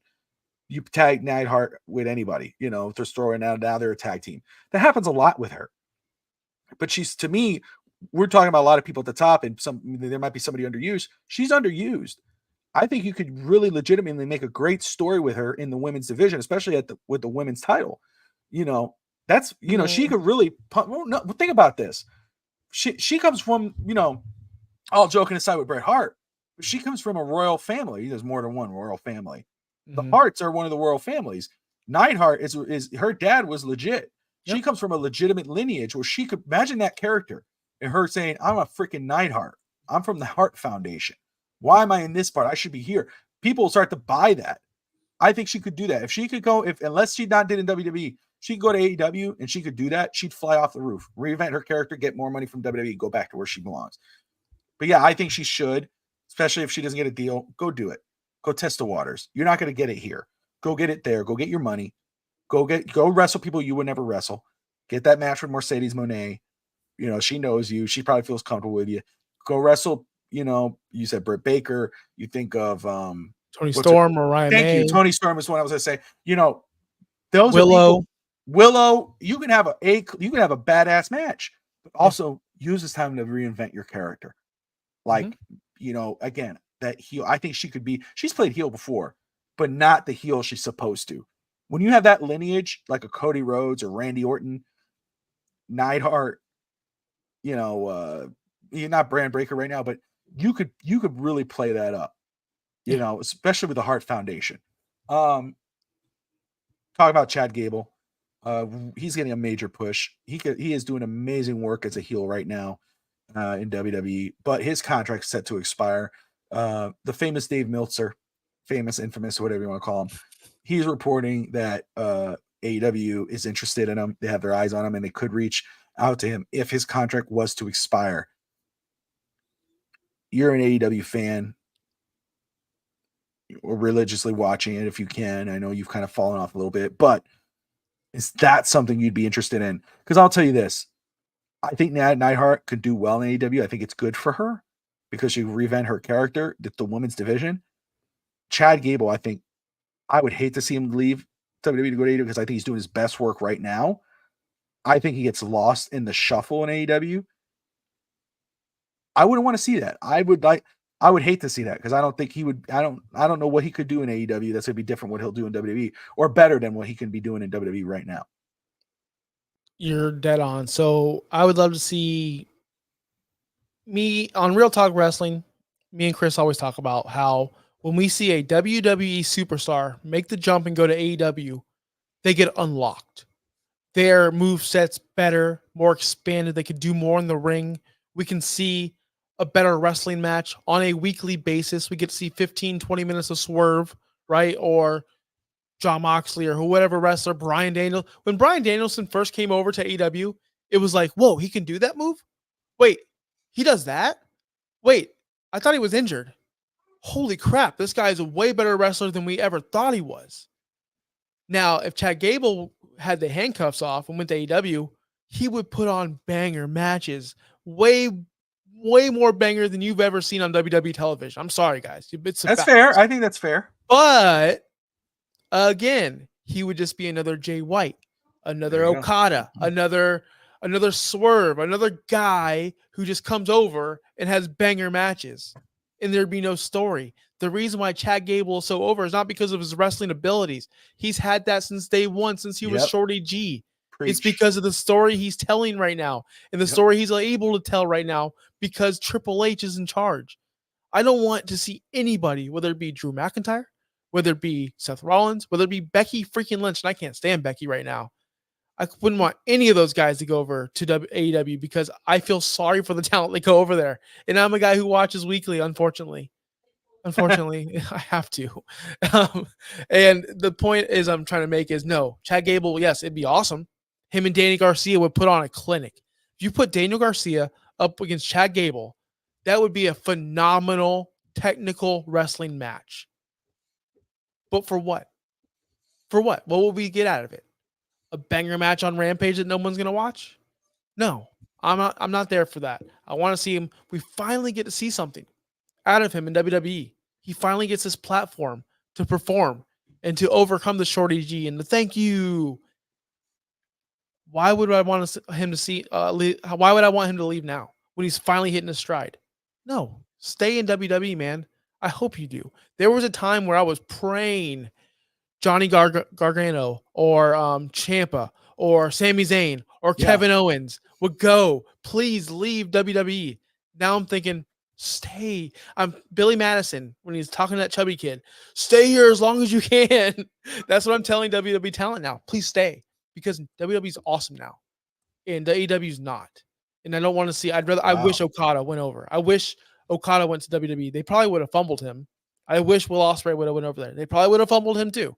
Not with Triple H. They would have something would have came out of that, man. I hope because it's But gonna hey, happen when MJF goes over there. It's gonna be yep. the biggest thing, and I hope they treat MJF. I hope they don't do the thing what they did with WCW. Was that real? Did I see MJF with an AEW tattoo? Yeah. Is that legit? Yeah. Oh God Almighty, dude. As legit as Cody's. Oh, dude, yeah. But that's at least it's on a. You could cover it up with a big boot or something, or it's on your leg. You're not really. But Cody, it's so hard to take serious when he wears a suit and he has that big ass tattoo on his face. Here's the thing with MJF and that tattoo. Just real quick, I dig it because it's a part of him. He wouldn't be where he is without AEW. Even when he makes the jump to WWE, that's fair. That's fair. He was made in AEW. That's where he was made. So that tattoo right there, he bet on himself. He left that one promotion he was in. It's if you guys know where he was at before, put it in the chat. I know exactly where he was before. Ring of Honor? No. AAA? No. It's a company that's it's going through lawsuits right now. It's a really bad company. But be that as it may, he went to AEW. He said himself, I don't need a New Japan or a Vince McMahon. He made himself. Yeah. So yeah, I support the tattoo. Okay. Don't forget where you came from. Okay. I think that's fair. Right on. Okay, so I'm always against the tattoos of the champion winning. Like right now, somebody goes and puts a Florida Panthers Stanley Cup tattoo right now, they're going to lose it. Every time I see a jackass put a tattoo, your team's about to go to the championship or the playoffs and you get a Buffalo Bills or whatever tattoo, your team's not going. You just mess yourself up. Wait till your team wins. So when I saw it, that's kind of how I took it. I was like, dude, what are you doing? You'll probably tear your Achilles now because it's just where you put your tattoo. So hopefully not. He's one of my favorites, dude. I like MJF. Now, finally, with the end game here, when you're having fun, you don't pay attention to your time. I just noticed the time, but I definitely want to touch on this because you hyped it up. You text me like, dude, you're gonna love what I'm about to say. So, DDP says, could you all see MJF going to? Yes, I do. 100%. He will be in WWE after this contract. I believe when he re-signed, 100%. I think he's gonna let this expire and then go over. 100%. Yep. With Cody Rhodes, with the pool that Cody Rhodes has, and obviously the love he has for Triple H, he wants to do that. So eventually it will happen. But I'm happy he went back to AEW just for this run. He's gonna probably put in his best work. It's gonna make me want to tune in more. Hey, Crazy Dolphin, nobody grows up and says, I want to win the UFL title. They say they want to win the Super Bowl. Yeah, there you go. There you go. I love that. It's true. It's true. WWE's the end game. And anyone who says otherwise is lying. But anyway, the greatest faction of all time. This is a hot debate for most people. Most people has a different opinion. DDP on this episode of Who Killed WCW called the NWO the greatest faction of all time. So I'm gonna be honest. Obviously, you see the way this show, see the tribute of the show, whatever. I agree. I love professional wrestling. I want to say I'm a student of it, especially compared to right now. But history wise, you think of the Four Horsemen, and you go down the line. Again, Main Event Mafia, which is in TNA. Most people, WWE people might not know as much about TNA, but the Main Event Mafia was a lot of fun. You go to my goodness, was losing my track right now. There's the Bullet Club over in New Japan. Well, the Bullet Club, again, there's a lot of factions out there, especially the mainstays you think about it, you got DX, you got Evolution. Yeah, you got all these factions. The Bloodline coming out right now. Bloodline, the OG Bloodline could be in that conversation as one of the greatest factions, especially what it did and what it's doing for the guys who are part of that group. I will say, I'm a big fan of the Four Horsemen. I was a big fan of Evolution. Um, those type of groups, huge fan of them. But and the Bloodline, love the Bloodline. But the NWO to me, the original OG, and even Wolfpack could have that kind of. Wolfpack was fun, and I guess it's up to the fan. But the NWO Black and White was the greatest faction of all time because of the impact that it's had. Think about all these years later, but also the impact it had back then. You think about the people who were in that group. You think of Hulk Hogan, Kevin Nash, Scott Hall, Macho Man, Miss Elizabeth, uh, you know, Luger. You know, of course, it got convoluted when things get hot too big too soon. Kevin Nash said it. I think it was Kevin Nash who said it, but you know, it could fall. It's gonna fall over. And I love what Kevin Sullivan said. You feel the water getting cold? And he's like, "Yeah, you're about to hit the iceberg." That was something else from yesterday. I just love that line. I'm gonna use it one day. But I would say to me, it's the NWO. Again, just impact alone and who was in it and what it did for professional wrestling. It jump started it started the Monday Night Wars. It made it official. The only reason why the WCW beat the WWE for 83 weeks was the NWO. It was on the back of the NWO. And as you said, it could also have killed the WCW. That's the debate, right? You know, we know we know where it put WCW, but did it also kill WCW? But and it spawned the NWO Red and Black. We know that. You know, you're absolutely right, Crazy Dolphin.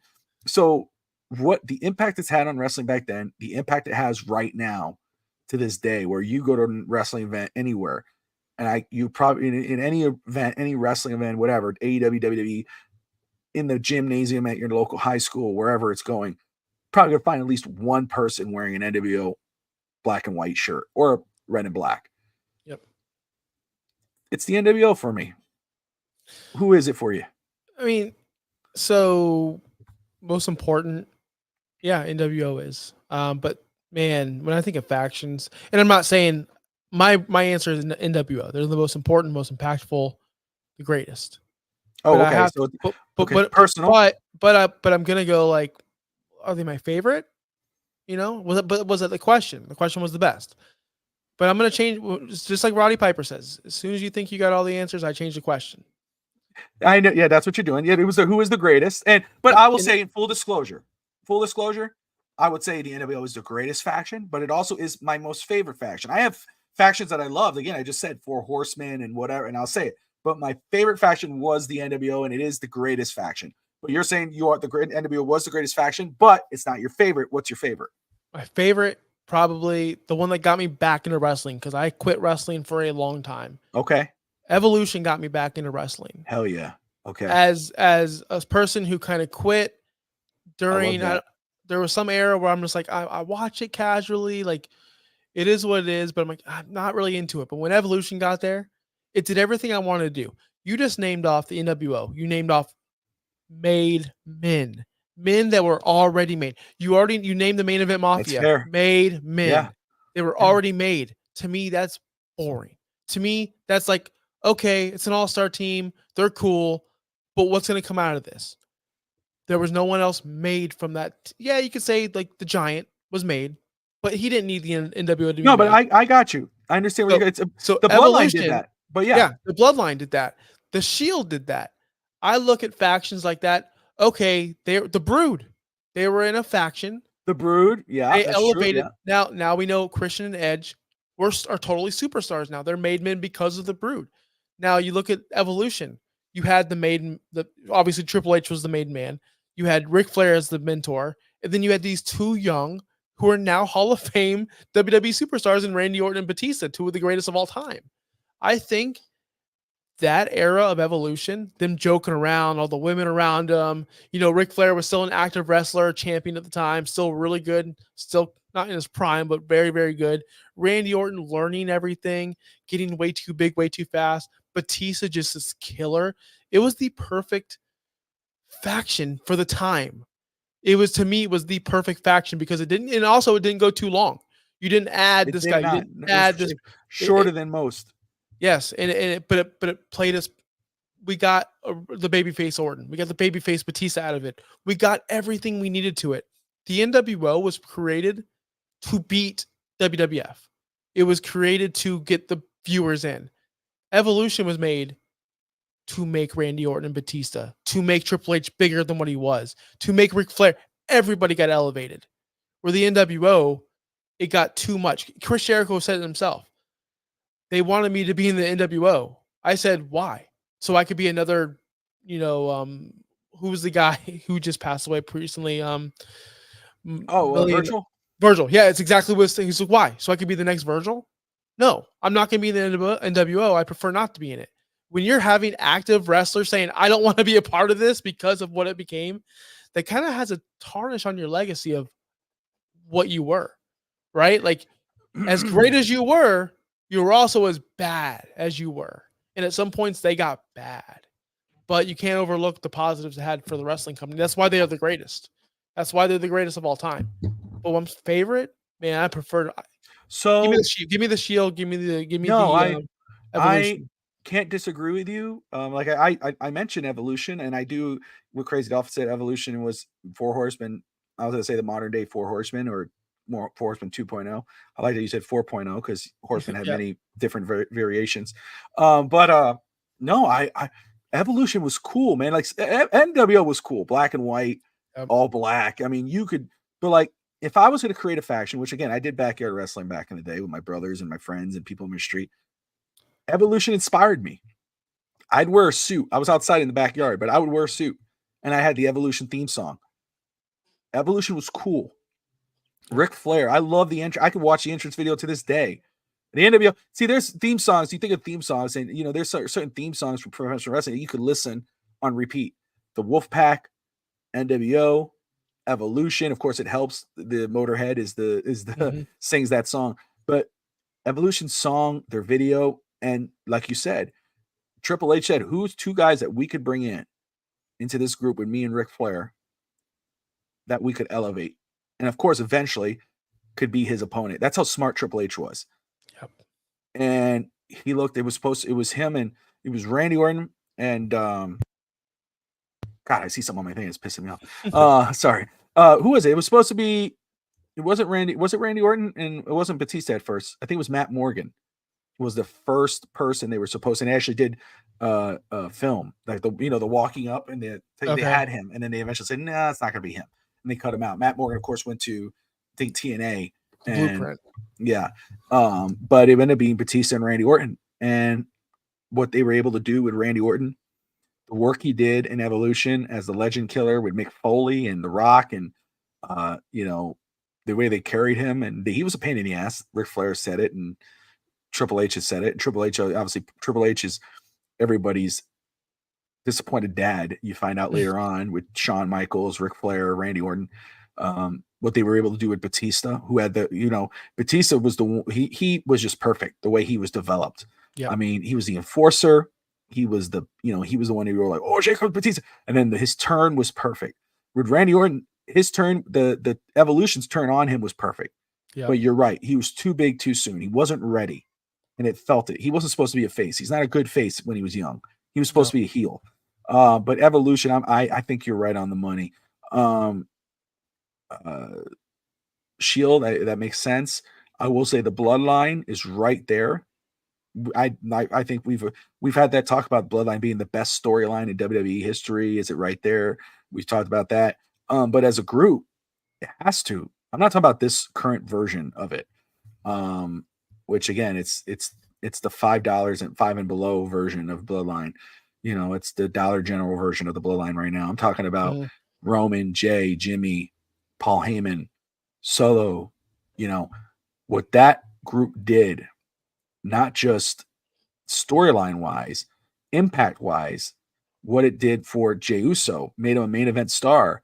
Jimmy, Solo, what it did for Roman, putting Roman on the basically.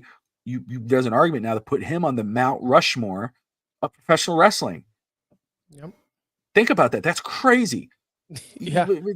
10 years ago or whatever, I don't know how, when people were hating on him for having anything to do, they were putting dog crap on him on a turnabout. You never would have said that. Yep. they were force feeding him. And then look what he's did. And that's because of the storyline. That's because of the bloodline. Yep.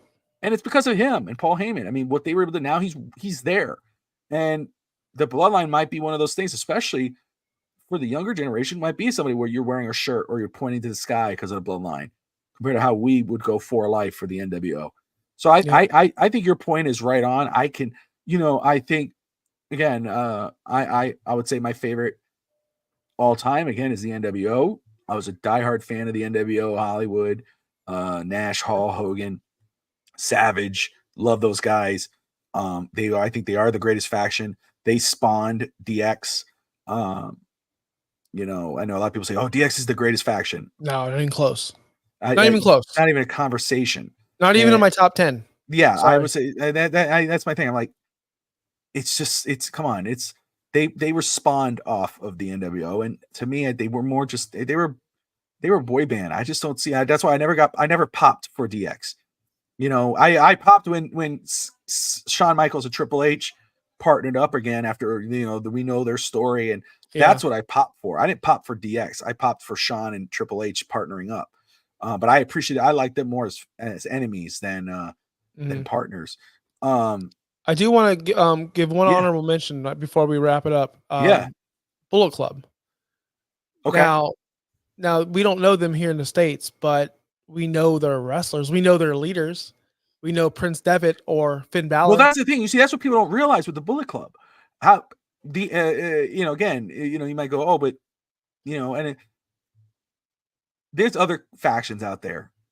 They just haven't had the impact that these other ones have had because they weren't on national TV. But you said Prince Devitt, which is Finn Balor, Cody Rhodes, leader of the Bullet Club. Yes. AJ Styles, leader of the Bullet Club. Kenny Omega. Go ahead, run it through. This is yours. You had Carl Anderson, the originator. Carl Anderson was the originator of the Bullet Club. Luke Gallows, one of the original Bullet Club members. So we have a lot of these people that are American stars now that were in the Bullet Club or created it. The Tongas, Bullet Club. And you got to think about this. Oh, yeah. You got to think about this. What other wrestling show, whether it be TNA, whether it be WWE, whether it be AEW, to get into merchandising through a big store like a Hot Topic, for example? Bullet Club were one of the first, Young Bucks, and Bullet Club were one of the first indie wrestling, whether it be indie, small time, or New Japan, or whatever, to sell Bullet Club shirts in America and through Hot Topic. And that was a big deal because the only way to get wrestling shirts back in the day were WWEshop.com, which took like 20 days to ship to you, and the shirts were cardboard, or you had to go to a wrestling event and pay a lot of money for a cardboard t-shirt because those shirts sucked.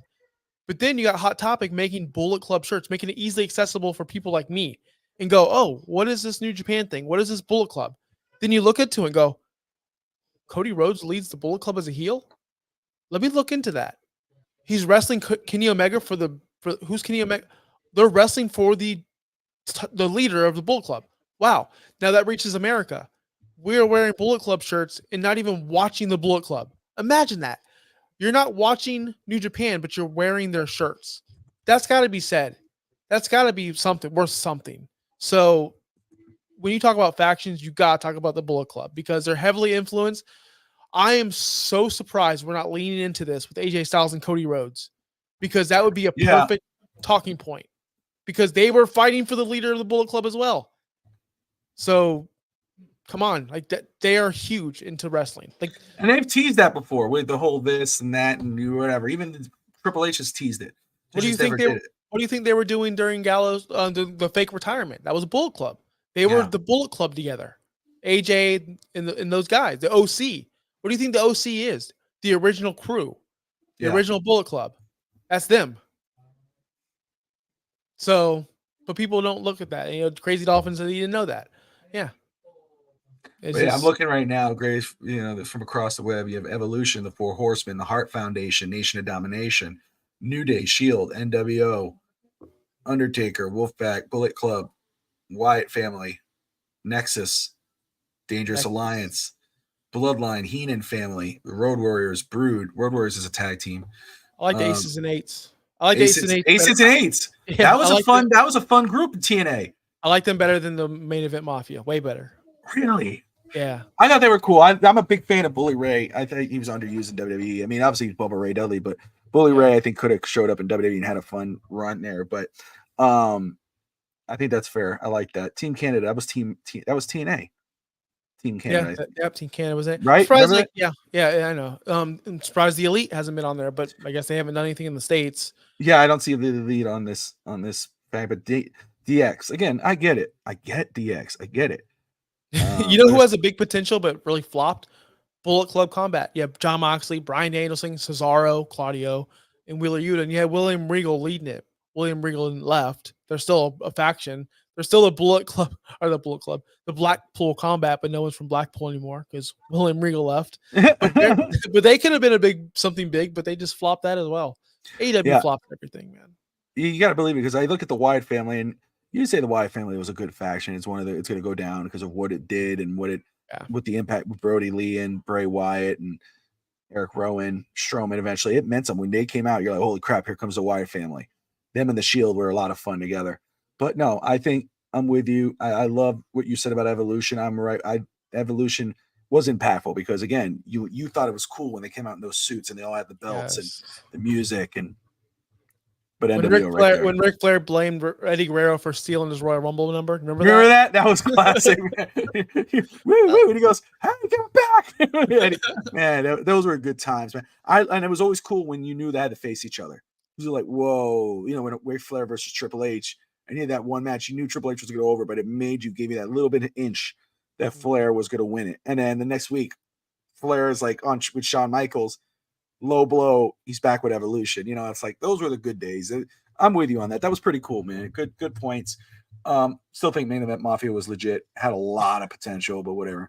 But no, NWO for sure. NWO for life. Wolfpack is right there too. Wolfpack was fun. Didn't have the impact that NWO Hollywood, NWO Black and White had, but culturally had a major impact because everybody loves the Wolfpack song. The Wolfpack was cool, which with Conan. And and I always wonder, like, man, whether DX or NWO, it should have been if they would have got Shawn Michaels to jump ship the way they almost did. Imagine Shawn Michaels on NWO with Scott Hall, and probably wouldn't red and black, but it's Scott Hall, Kevin Nash, X-Pac, Shawn and Shawn Michaels. Yeah, you know what I mean. That should have been. That was the click. That was meant for the click. That's what the click was. That's why they do this. It was the Wolfpack, and Scott. That's why Scott Hall was always annoyed by the fact that they paired him with Hogan, because they wanted to separate. Supposedly, what Scott Hall thinks is that they wanted to separate him and Nash. So they put Macho with Nash and Hogan and Hall together. He's like, that makes no sense. It would have been Savage and Hogan were the OGs, and then you give us Nash and Hall. So it's just funny. We're gonna talk more about that next week. But anyway, any final thoughts, brother? Yeah, Crazy Dolphins want to bring up the Dark Order. Yes, they have potential, but obviously Brody passed away too soon. I would have loved to see what Brody Lee would have done with the Dark Order on AEW television, because Brody was a master at his craft. Luke Harper in WWE, if you guys didn't know. I know. Yeah. So he was one of my favorite guys in WWE. You knew the potential that he had. I loved when he went to AEW just because you got to see a different side of him and what he was doing there. And his passing was just sad. That was just a sad thing that went down because you knew the potential he had. And it's kind of crazy to think that him and Bray Wyatt now are gone unexpectedly. AEW Fight Forever is free for PlayStation Plus members now. I downloaded it today. I played it for the first time. Awful game. I'm glad you said that because I was wondering, because my son is playing. I don't have premium, but I saw it was free. So I was like, oh, cool. Maybe I can get premium to play it because I never played it before because I played 2K. But so compared to 2K, trash? It's fun for like, I'm going to go do my medicine and just mash buttons. I'm going to play it. I'm going to play it tonight because I just downloaded it. I played a couple matches. Okay. Played the mini games. Really clunky. The controls are messed up. But if you're used to playing 2K, the controls are messed up, right? Like circles this, and it's just weird. I gotta get used to the controllers. But as far as graphics and everything go, trash. Gameplay, trash. But I'm looking forward to doing the story because I heard the story was fun. The story was fun. Well, maybe next week give us a great review compared to just trash. You can tell. So it is trash, but the story was great. Hey, I'll say this. You have to hold circle to run. and then hit the D-pad to do your signature if you're Ricky Starks to do a spear, how can you run with the joystick and then hit the D-pad up at the same time while running? It's literally impossible. That's why I'm much fan. I will say, I know you're aware of this, but for those who want a game that if you like playing 2K but you really want to play an AEW game, download the cause, download the AEW roster, download the AEW sets, and then go to universe mode and erase WWE Raw and SmackDown, create AEW, and there you go. You can do it all. Well, I've done it before, not with AEW, but I've done WCW, I've done TNA, I've done things where like, oh, what if I own this? And I had fun with that. I haven't bought 2K24. I'm gonna wait till PlayStation Plus. Have you never played it? 2K24, the new one? Yeah. No, not the new. I haven't played the new one. Oh, okay. No, my bad. Okay. Because I had 23 and it was so good, but I'm in this era of my life where I'm playing less video games now. Yeah. And my son's getting into sports, so after work I'm more like we're practicing baseball after school. That's not on podcast material, but I'm gonna buy it whenever it's 40, like during Christmas time, when it's like 40% off, like it was last year. Yeah, because I heard the game was so much better than last year. So much, it's great, and it's a game where you can actually, because I still play 2K, I still play my universe mode because it's an ageless game. Like you can create characters, you can create so. I just want to get the updated game strictly for the yay boo thing. I want to see how that works. Yeah. And I heard my faction mode got a big upgrade and it's way better than it was last year. I haven't gotten into my faction mode. I'm not a big I think Madden is the same way. They got my team, Ultimate Team. I've opened it before just to see what kind of cards there is and all that. But I know that supposedly, the my faction, if you get a certain card or you win that card or whatever, there's new out and tires and you could download a different version of that character. It's crazy. Let me just thank you first, man, and Anthony Manzano, everyone who watched right now, whether you're in the comments or not, but Crazy Dolphin especially, thank you for watching the show. We appreciate you saying that. And, we're here every Saturday night, 8 p.m. Eastern time, hitting up, talking about wrestling because we got a huge love for it, and you're never going to get the same stuff from me or him. We usually don't agree on most things. We're pretty passionate about what we're talking about. So we appreciate that you're still watching wrestling today, and we appreciate that you tuned in. If you're new to the channel, do me a favor, subscribe and hit that notifications button, okay? Because obviously you're a Crazy Dolphin fan. Now we know you're crazy about wrestling, so you're in the right place. And I will let you know this. Is it okay if I plug Real Talk Wrestling? Go for it. Yeah, man. I do Real Talk Wrestling. I do it on this network, but it's Thursday nights, and we talk mainly AEW on that show. But we do have a WWE co-host, so it's like kind of we get the best of both worlds. We really talk about today's WWE and today's AEW, pretty much the week of wrestling. So tune into that Thursday nights. It's me and my buddy Chris in Miami Clutch. And if you like fantasy football, OUS on Wednesday nights, 8 o'clock. Yes, fantasy football is still going on year round if you're into fantasy football. So just want to get those plugs out there. Yeah, absolutely. 100%. Tomorrow, Crazy Dolphin and everyone who's tuning in, looks like, let me make sure I have this right because I love these fake text messages that I get. Hey, do you still have the same phone number? Stop it. Noon tomorrow, we got East 10th Street Boys. We'll talk about Miami sports, life. We had a great show last week. Looks like we'll have another one tomorrow, but this time instead of 9:30, we'll have it at noon.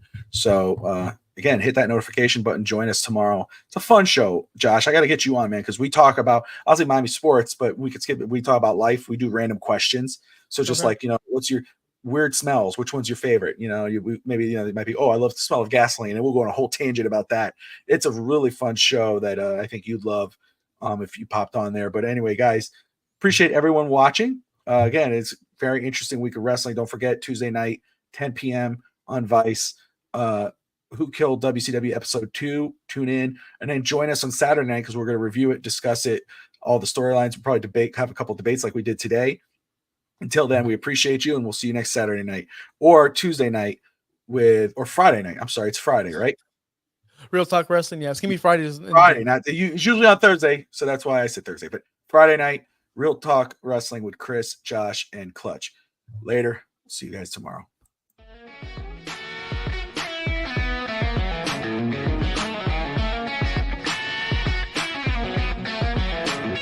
It's the Fins Talk Sports Network, FTSN, talking major sports and even wrestling. Bobby Fins Talk and his FTSN crew, they're taking deep dives just to entertain you. Talk talking dolphins, heat and hurricanes, marlins and